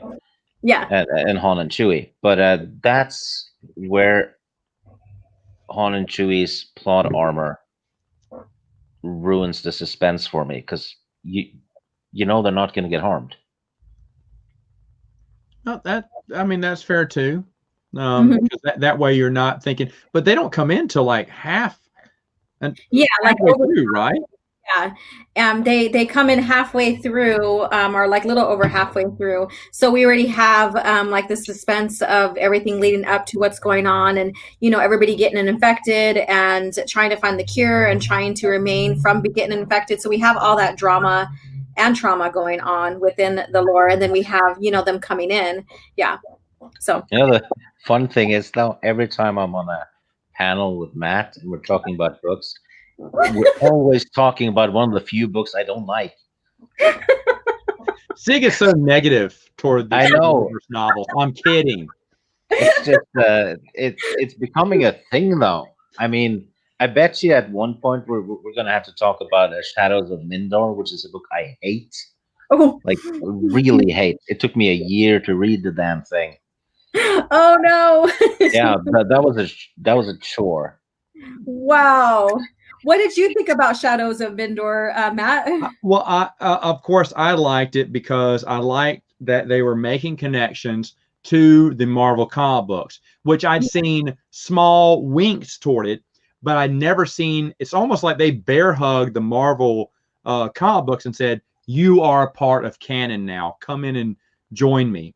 Because Black Hole is finally going to become, it's not called Black Hole in the book. He's called, is it Chrono? What's the name of the book? Stig? Shadows of Mindar. Shadow Spawn, right? Yeah. Shadow Spawn, there. Yeah. And at first, I didn't get that was the same character as Black Hole. And then after a while, it started talking about his Dark Troopers. It started talking about previous adventures. And I was like, wait a minute, I think this is Black Hole. And then I went back and looked. I was like, oh my gosh, they're making this connection. For me, and I'll be honest, Stig, a lot of people, when I did my review of it, people were like, oh no, Matt, that was an awful book. But, oh God, I'm right with you with Mindor. I enjoyed it. Yeah, I did too. I enjoyed it. And then I'm also a continuity guy. So anytime they're making more continuity, and this is back before we weren't sure that all of Marvel was going to be accepted, because yes, the old Marvel books are cheesy. They were made back in the 70s, 80s. Well, so the Shadows of Mindor, though, isn't really, in a sense, a canon story, because it's basically episodes from the Luke Skywalker TV series in Star Wars. Mm-hmm. Oh, because it's talking about his trial and. Oh yeah, we're basically reading Star Wars TV within the Star Wars TV, within the Star Wars universe, because it's never mentioned later, and it's written as a TV show in a sense, and there's all kinds of weird stuff happening that never ever gets mentioned ever again. Okay. So I see. You like to have a book that has the basics, and there's nothing wrong with this, Stick. I'm not trying to cut you down. You like. I'm not.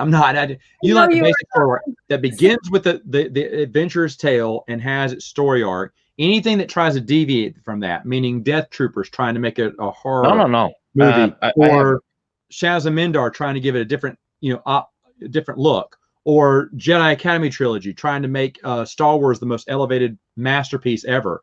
You like somewhere during the middle there.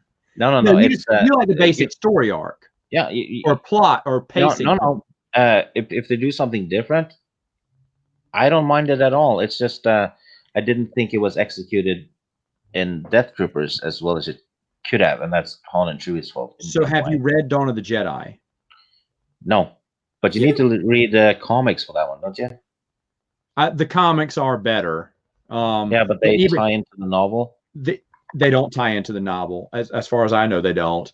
John Ostrander. The only sad thing about the comic books is they don't end, and that is kind of aggravating, because it was getting interesting, but you weren't. You wanted to see more. Like the Legacy 2 series, it was getting interested, but it kind of ended soon. All those ended soon because Disney bought Star Wars, but at the same time, it's kind of aggravated, because can I tell you to invest in a show? It's almost like invest in this TV show. It really had 2 great seasons, and then it got canceled. Yeah. Do I want to invest in a show that got canceled? You see what I'm saying? It's hard for me to recommend Dawn of the Jedi or the other one I just mentioned, the Legacy 2, because Legacy 2 kind of ends, but it's really rushed. And it's hard for me to recommend those, because the ending wasn't there. The ending wasn't provided. And something like Death Troopers, I applaud them for doing something different here. And I like that. Now, I'll be honest, Red Harvest, I absolutely hated. Yeah, I would have liked it a lot more if it had 2 other characters that didn't have plot armor. 2 other smugglers, something like that, right? Because then there's the zombies would be a threat to those characters instead of not being a threat. But Kenobi is way different from other Star Wars books. It reads like a Western. It does read like a Western, and it's a very good book too. Oh yeah, it's probably my favorite, actually. I love the Kenobi book, so I do like the different ones. It doesn't have to be all out war or anything like that. Yeah, right. No, I agree with that too. In fact, that's why I like MedStar and the Clone Wars novels, because those I haven't read yet, but I bought them. Yeah, those to me are the best of the Clone Wars novels, because they're not really focused on the war, but of the medical team. So, and it's got like backstory. You're seeing the war from a different lens, and I really thought that was interesting and impressive. The Brian Daly ones are awesome. Those are love them. See, that's all one we over agree upon. Oh yeah, and Kenobi too, and yeah, because I read I started reading them because of you. So I read the At Star's End. That's the one I read so far. Loved it. 8 out Yeah, of 10. great. But it's They're pretty fun. much almost like a heist movie. Or a, Yeah, in and a Brian Daly gets Han, and these are older books too, Yeah. and he does just a really fine job. They Oh, hold yeah. up through time. Yeah. They age well.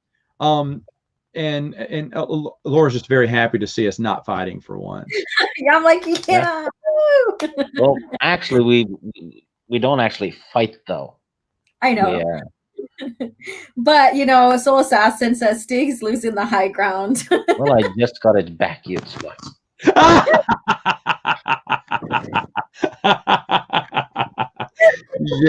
Yes. Oh, Laura, and I'm sorry, I missed. What did you think of Death Troopers? I really like like I said, I really like the story plot behind it, the build up and the suspense of, you know, what's going on, what type of virus this is causing, why is this virus here, how it's affecting everybody. Classic horror novel. I do kind of get what Stig is saying about, you know, with Han and Chewie, to take a little bit of the suspense out of there, but I really like, you know, the overall like suspense of the story. You know, with I do too. I really enjoyed this one. I thought it was a really good one, and I was excited to hear about Red Harvest coming out. Super excited to hear what it was about, and was so disappointed. What was the third book you wrote? Oh God, I had it written down. I don't have it in front of me. So Red Harvest. Red Harvest. What's wrong with me? I think I just had this discussion not too long ago. Oh yes, because I remember listening to that. You guys were discussing it. There's another one. Lockdown. Oh, Lockdown. Lockdown's a really good one. Yeah. So, you know, I can't wait for Stig to read Red Harvest and see if he agrees or not agrees with you on this. Stig, if you like Red Harvest, we're gonna have a talk. To be honest, I've never heard anyone say anything good about that one. I have. I've had one or two people who liked it. Not many. And I'm not saying they're wrong, because like you said earlier, it just boils down to a matter of opinion. But at the same time, the general public does agree that Red Harvest sucks. Yeah, I didn't either. Darth Maul's Shadowhunter I thought was amazing. Yep, it's a good one. That one almost reads like Terminator 1.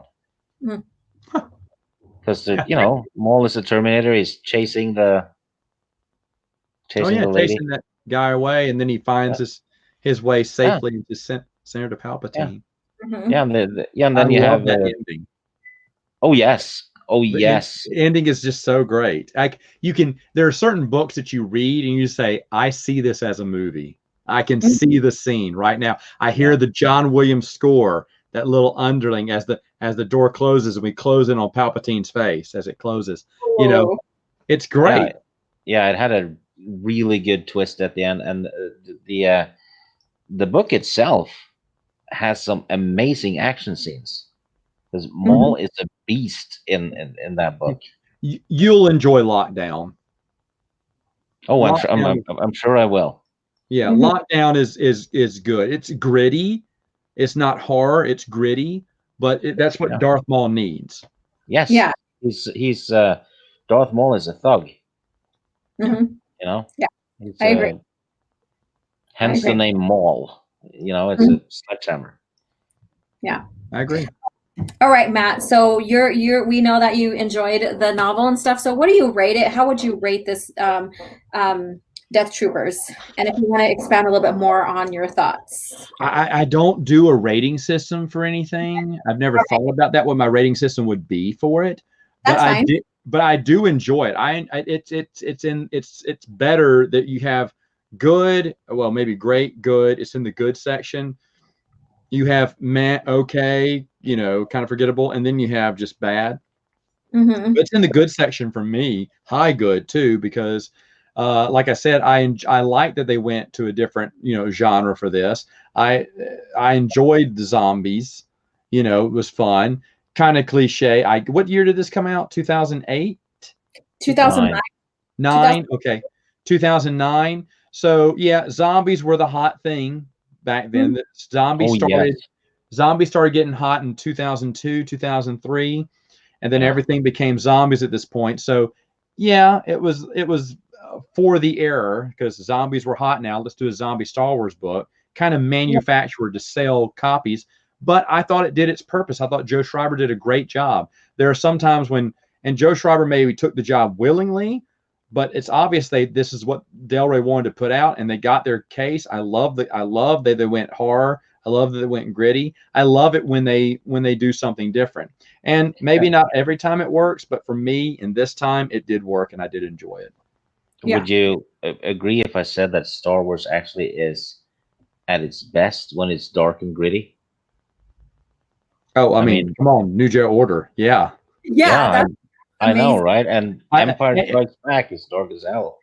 And surprisingly enough, though, a lot of people or fans back then hated New Jedi Order because they said it was too dark. I was like, you guys. No, I did not understand that either. I loved it. I mean, even with, like we have deaths in there, and even with that expanded on even like character arcs that needed to be expanded on to show how that, that they're believable and show that they have to go through, hardships and stuff to find themselves in this conflict as well. So I really liked it.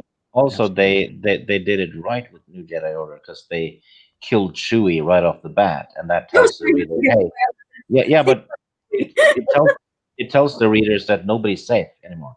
Yeah. Well, they refer to it as shooting the family dog. Yeah. Well, the dog had to die. By the way, Stig also didn't cry when Old Yeller bit it either, folks. I've actually never seen it. Okay, it's a comedy for you, Stig. I cried when the shark in Jaws died.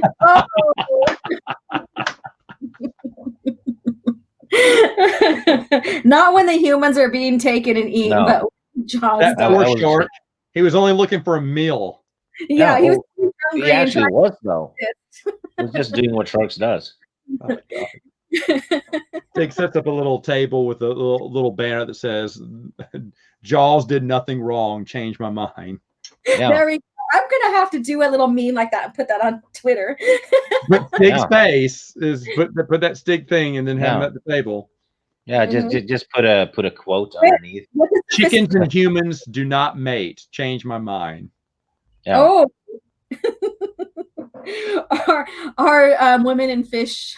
Well, now hold on. He seems to be a women and fish guy, though. He believes in women and fish. Well, I was okay with it earlier because Ayla Secura. Okay. But any Twi'lek is okay. Twi'leks can do whatever they want. He doesn't mind tentacles coming off the head and stuff, so he doesn't mind tentacle-y things. No, he doesn't. Yeah, and I did not mind it when Quinlan Voss's girlfriend got attacked by the Dianoga. I didn't complain about that. Let it be known that I was okay with that. And Ayla Secura, embracing the fish guy underwater with wet, almost see-through tops. It's there's no complaint there either. I'm a very progressive man. This went from like review of a novel all the way to Chicken bad, Dianoga okay. If Twi'lek. The world, Star Wars according to Stig, folks. That's when he gets to 500. And by the way, he's close. So tell your friends, subscribe. Once he gets to 500. We're gonna have a Twi'lek video. No, I'm gonna have to make one of those stupid top fives again. Right? Okay. Have you seen those? I'm going to watch. I subscribed earlier today, so I'm gonna. They're not PC at all. It's basically me filming the screen with a cell phone, and I have pictures, and I talk shit about the pictures, and I say stuff that you really shouldn't say on YouTube. But I do it anyway because the same stuff you say on Alora's channel. Yeah, basically. Yeah. Monetized or half monetized. It's concentrated into a couple of minutes. Yes. Yeah, so there's a concentration of his behavior in just a couple of minutes. So it's very it's satire though. I don't really mean everything I'm saying in those videos, but you can binge them in like 20 minutes. There you go. And I have Mentos commercials from the 90s on it. Oh. Okay, Soul Assassin. Stig has a tentacle fascination. Hey, do you know how you get like one of those anime schoolgirls to laugh? What's that? It takes 10 tickles. Oh my god. Holy crap. So everybody's getting a bonus because we're done with reviewing, and so now it's just talk Star Wars and what have you nonsense right here. Everybody's getting a bonus now, so enjoy, sit back and enjoy the show. As it circles the drain. Except Ayla, who got 4 boners. Oh, sorry, bonus. Okay, sorry, my bad. I thought it was, yeah. Well, if you will do me the favor and just surprise Stig one day and dress as a Twi'lek, I want to see his expression. I want to see his expression. Cosplay. Don't tell him. Just cosplay as one. Just see what he says. Just see what I'm he a does. Viking. I only have one expression. Oh Lord. So I'm just gonna look and go, oh wow. Oh, Same expression I have while I'm boiling an egg or drinking coffee.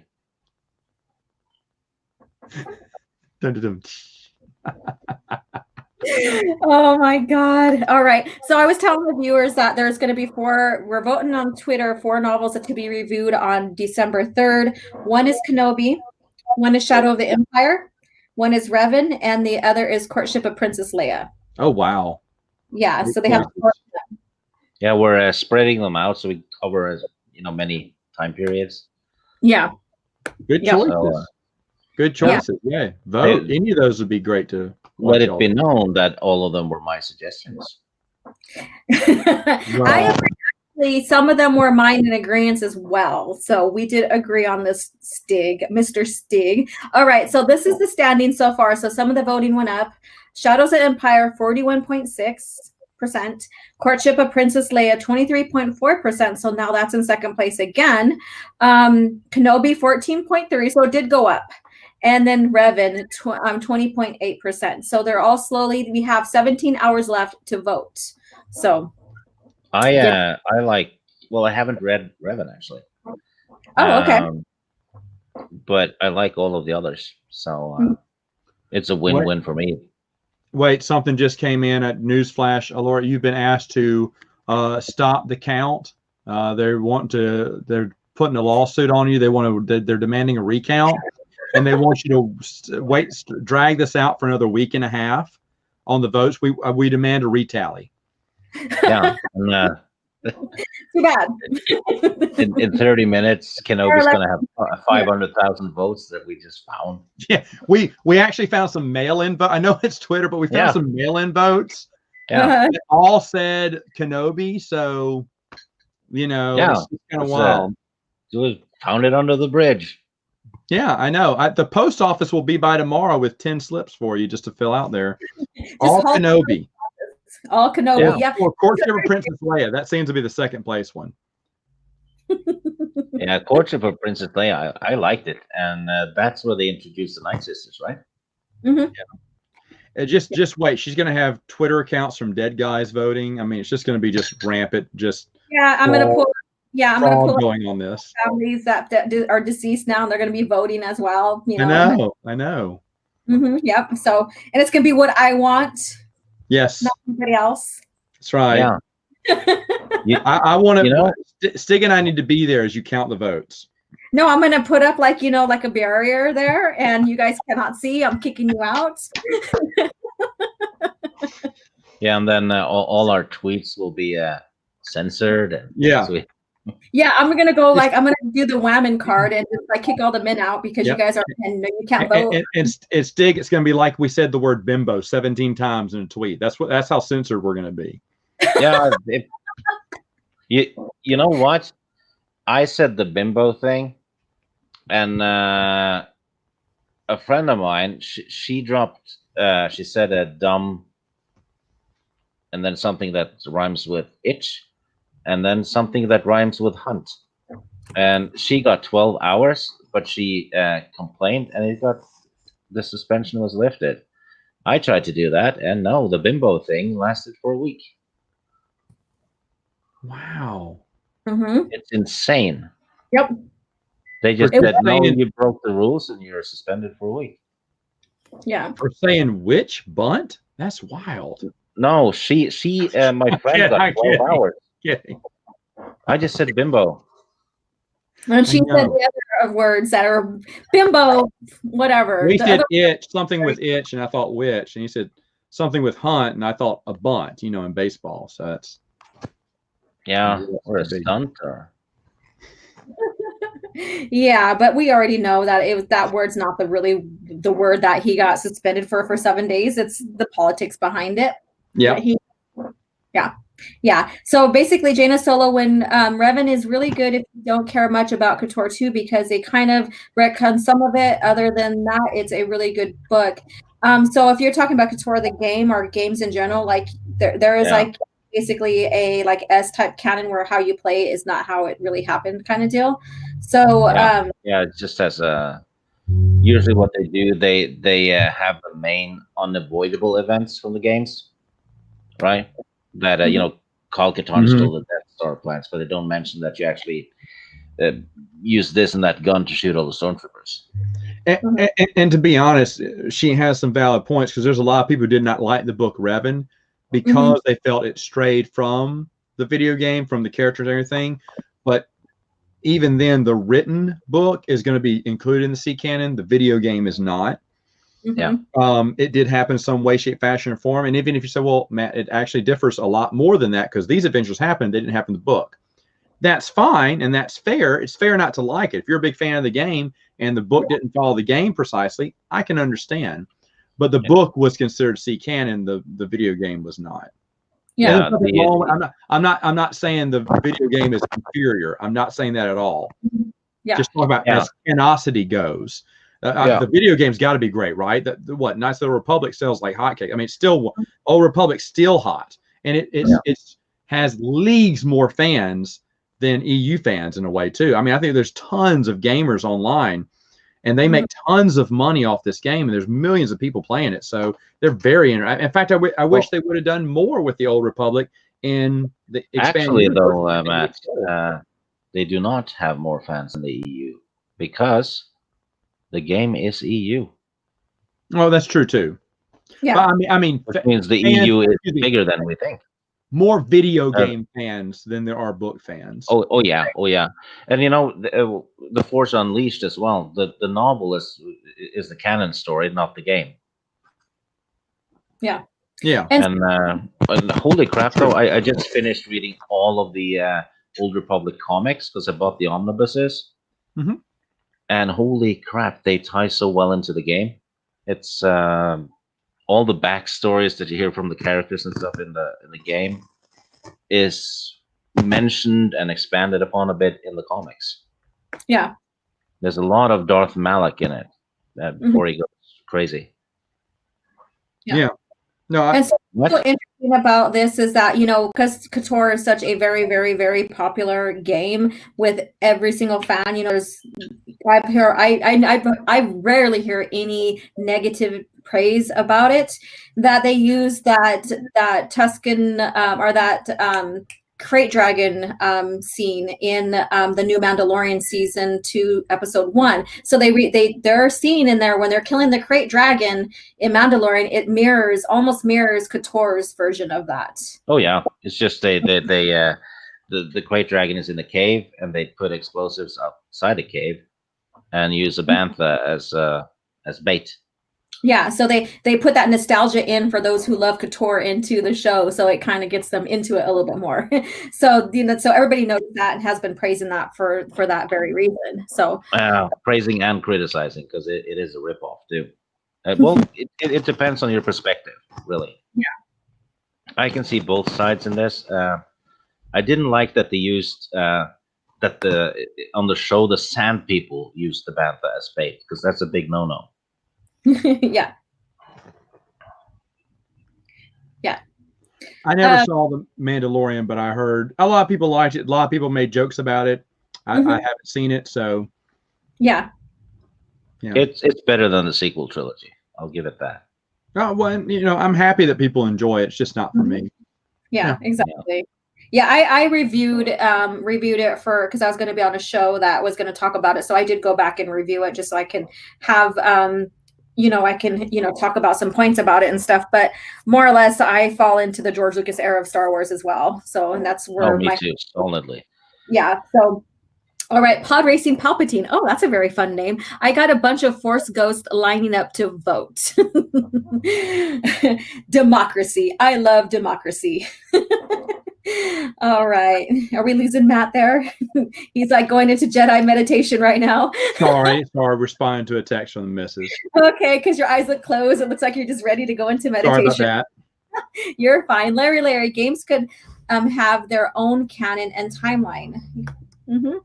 And then Jana said, I still can't believe we never got a Couture novelization. The first game just doesn't hold up great now. I'd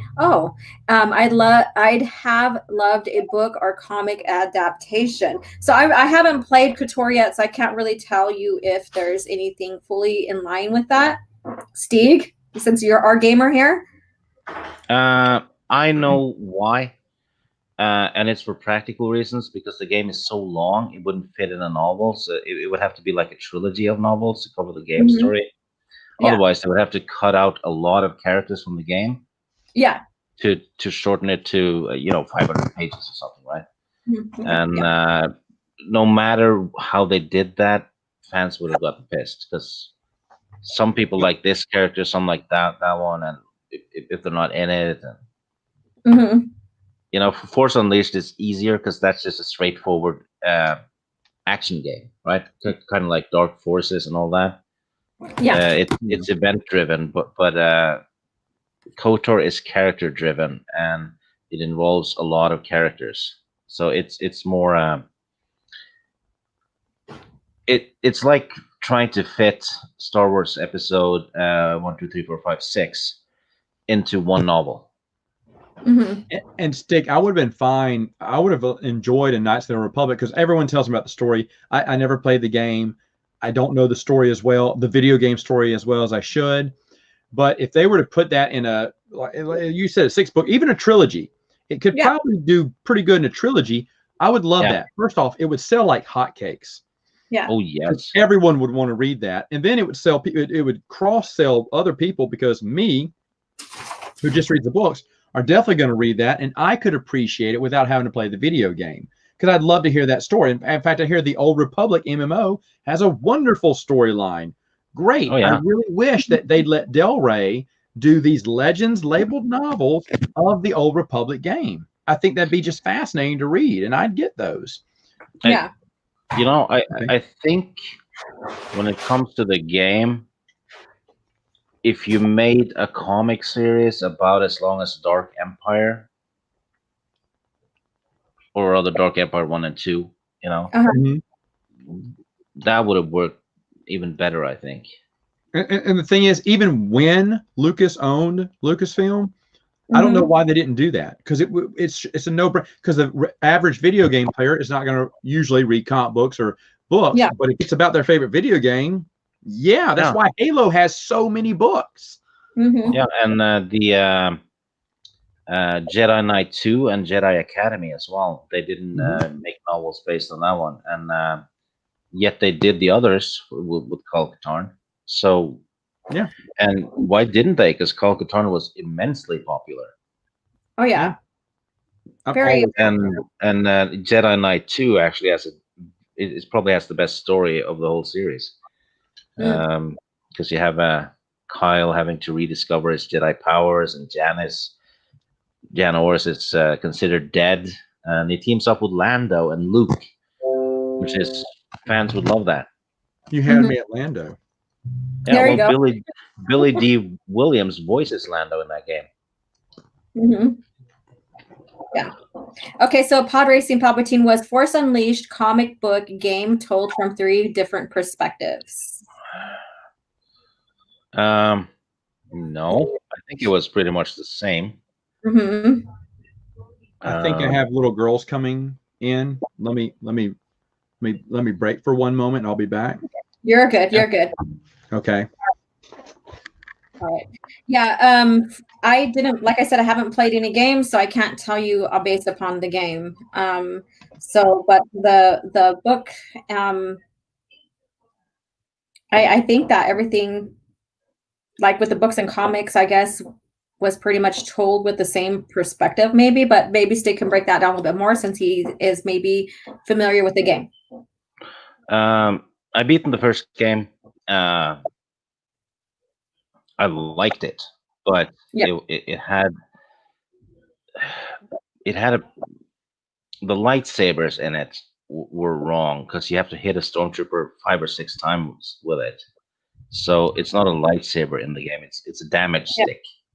Mm-hmm. I thought the Jedi Knight games did it better because if you hit a stormtrooper with a lightsaber in that one, you slash him, he's dead. Yeah. You know, one hit, you're dead. But I liked the graphics. I thought the gameplay was really good. I thought the cutscenes were amazing, actually, because you have Leia in them, and it's the beginning of the rebellion. Mm-hmm. Vader having an apprentice like that, I thought was a bit off. But it didn't ruin it for me either. Yeah. Yeah. Okay. Well, thank you, Mr. Stig. Thank you so much. Yeah.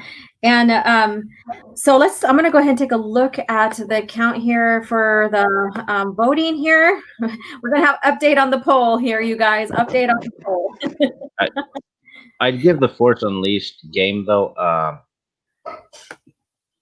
a 7 out of 10. But the gameplay did get a bit repetitive after a while. Okay. Yeah. You have to throw things constantly. Open doors, or Okay. But the locations were awesome. Okay. Good. All right. So we're at a standstill right now with the voting. So if you haven't voted, go vote on my Twitter on which book would you like to see reviewed and on December 3rd. So yeah. So we're at a standstill right now. The polls have been stopped. Counting has been stopped. No, I'm joking.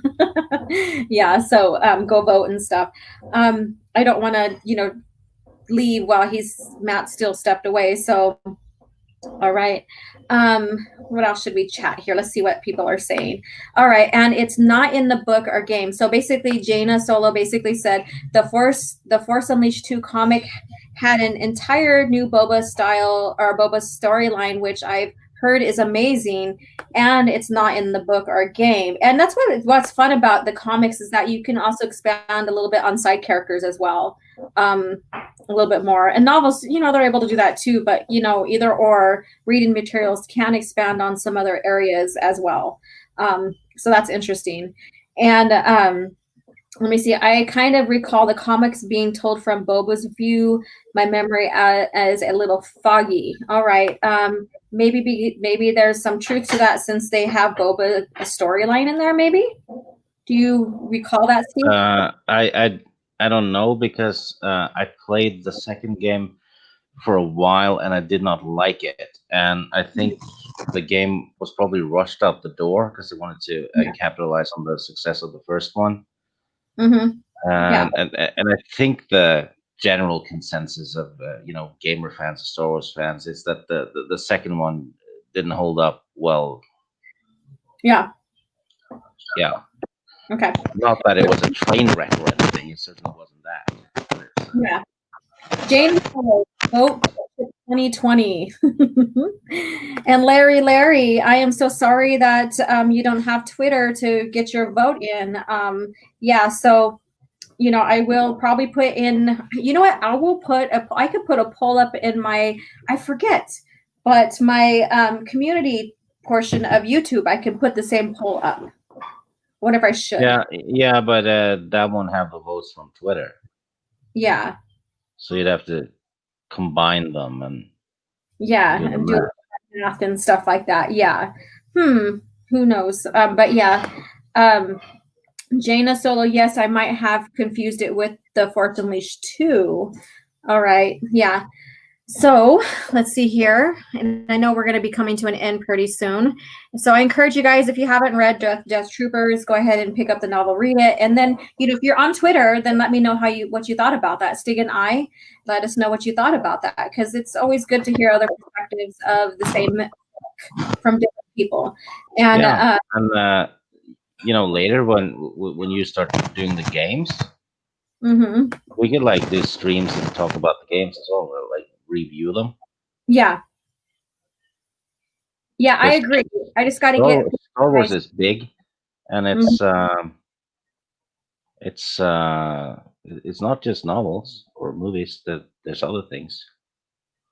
Yeah, exactly. Let's see. That's excellent, because it means it's for everyone. Even if you don't like to read books or something, you can play the games. And,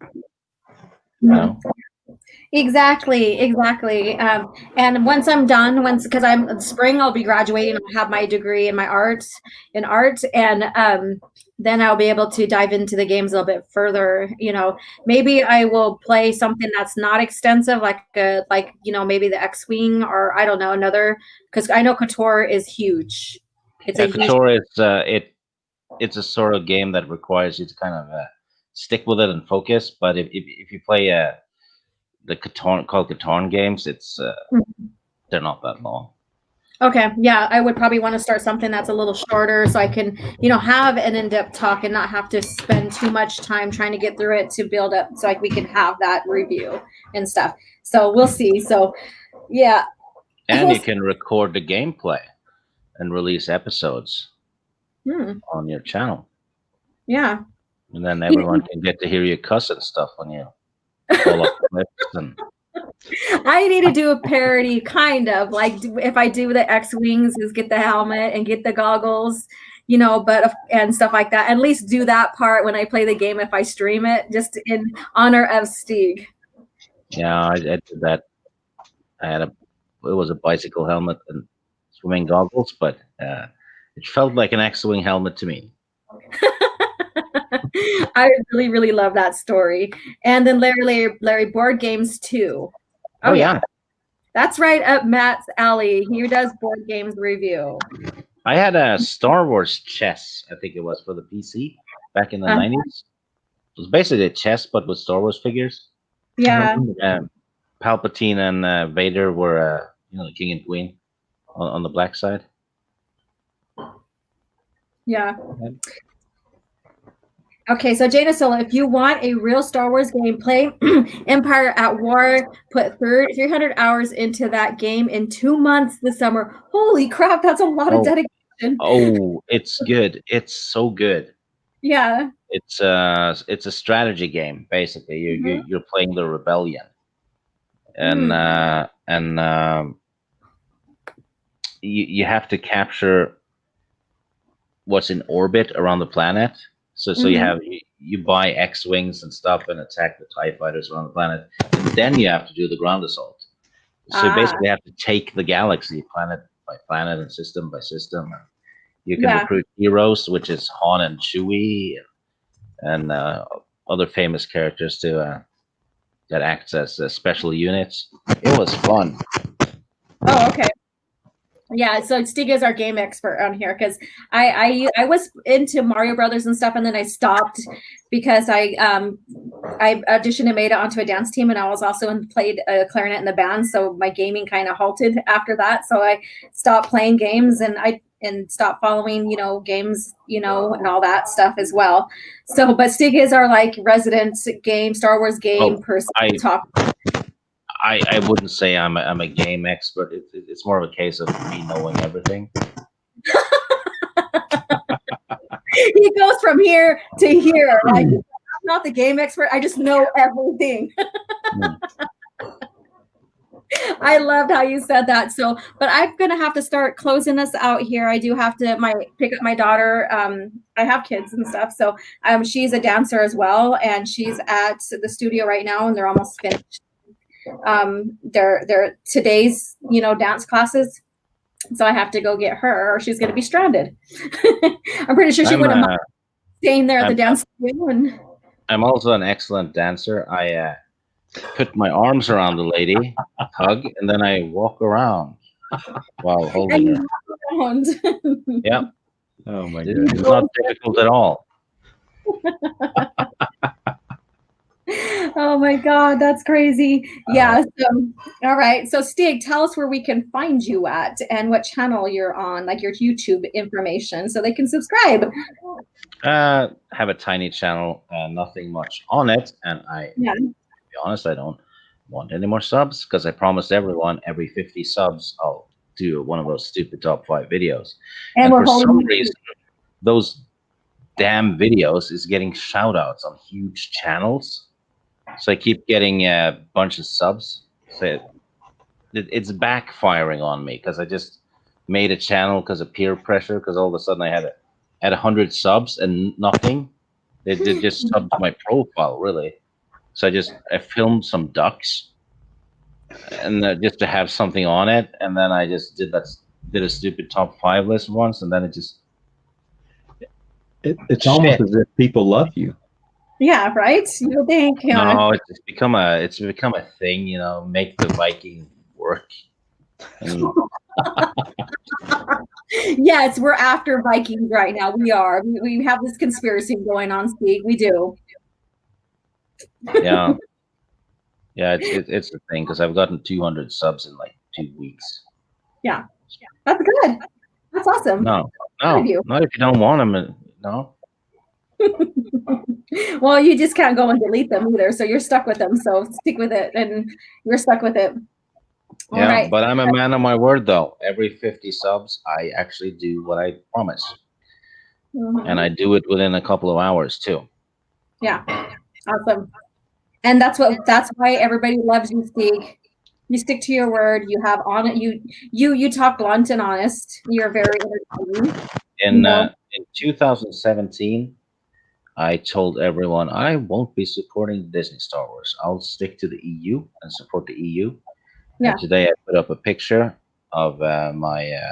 Well, I'm only missing 20 books now in the EU, so I put my money where my mouth was. Ah, well, that can kind of be, that can kind of hurt you too as well. Putting money in your mouth, darling. No, I've had a lot of noodle meals as a result because. Things cost, and those damn omnibuses I've been buying. I've been eating noodles. Okay, noodles for Star Wars. Noodles for Star Wars. Stubbornness. Yeah. All right, so you guys go subscribe if you have not. Support him. His top 5s are so fun to watch. They're very entertaining, and for as small as they are, he does put a lot of thought into it just for the entertainment. No. I find 5 pictures, and then I come up with a headline. Yes. And then I basically talk shit about, there's a picture of a guy taking a poop in a bin, and I talk about that, and don't do what Rudy does. Use a regular toilet and. It's done in 5 minutes. Yeah. Actually, uploading the video takes longer than the effort. I'm not even kidding. It does.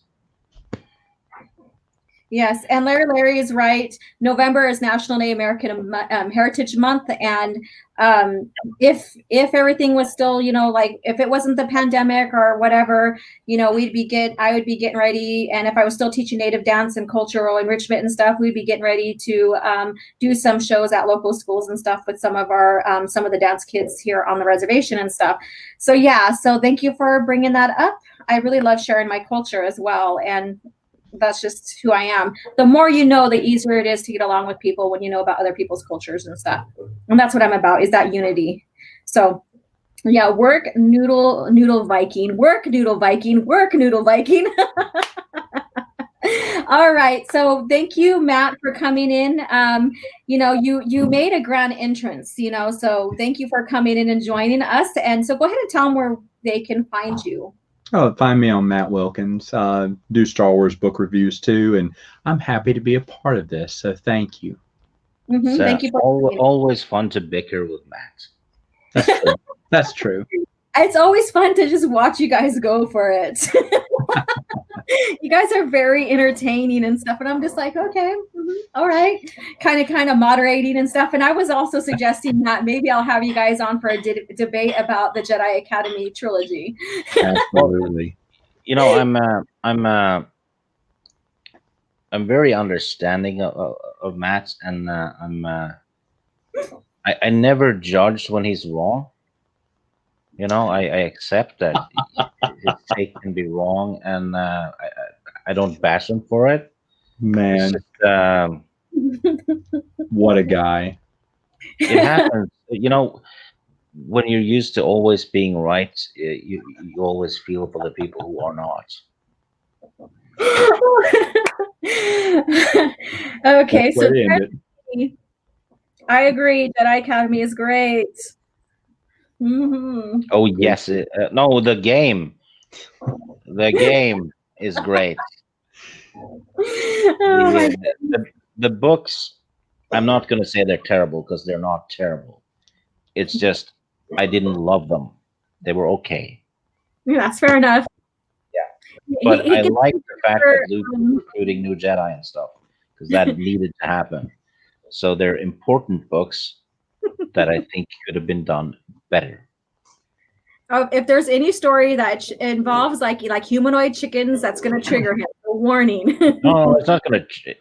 It didn't trigger me. It's not like I minded that. You know, Wedge is his own man, but it's just, you know, it's a bit off-putting though. I mean, there's your X-wing hero, you know, helping blowing up the Death Star, and there he is in the chicken coop having sex. It's not. It does something to you when you see your heroes like that. I mean, so we're gonna leave this note here. You wouldn't like it if there's a new Rambo movie and he's all of a sudden you know sleeping with a rhino. All right, so we're going to leave it at this. Thank you guys for coming in. You guys got some bonus content with this literature review of Death Troopers. Thank you so much again for, you know, my panel here, Stieg and Matt Wilkins. Again, go subscribe to their channels and support them. Very knowledgeable in George Lucas era of Star Wars. So I highly recommend to, you know, chat with them, subscribe to them. And if you have any questions, you know, they are the go-to people as well. So thank you again for coming in and listening to the literature review and listening to our banter afterwards. It's always so much fun to have these guys here. And you guys have a great night, and may the force. And can I say something?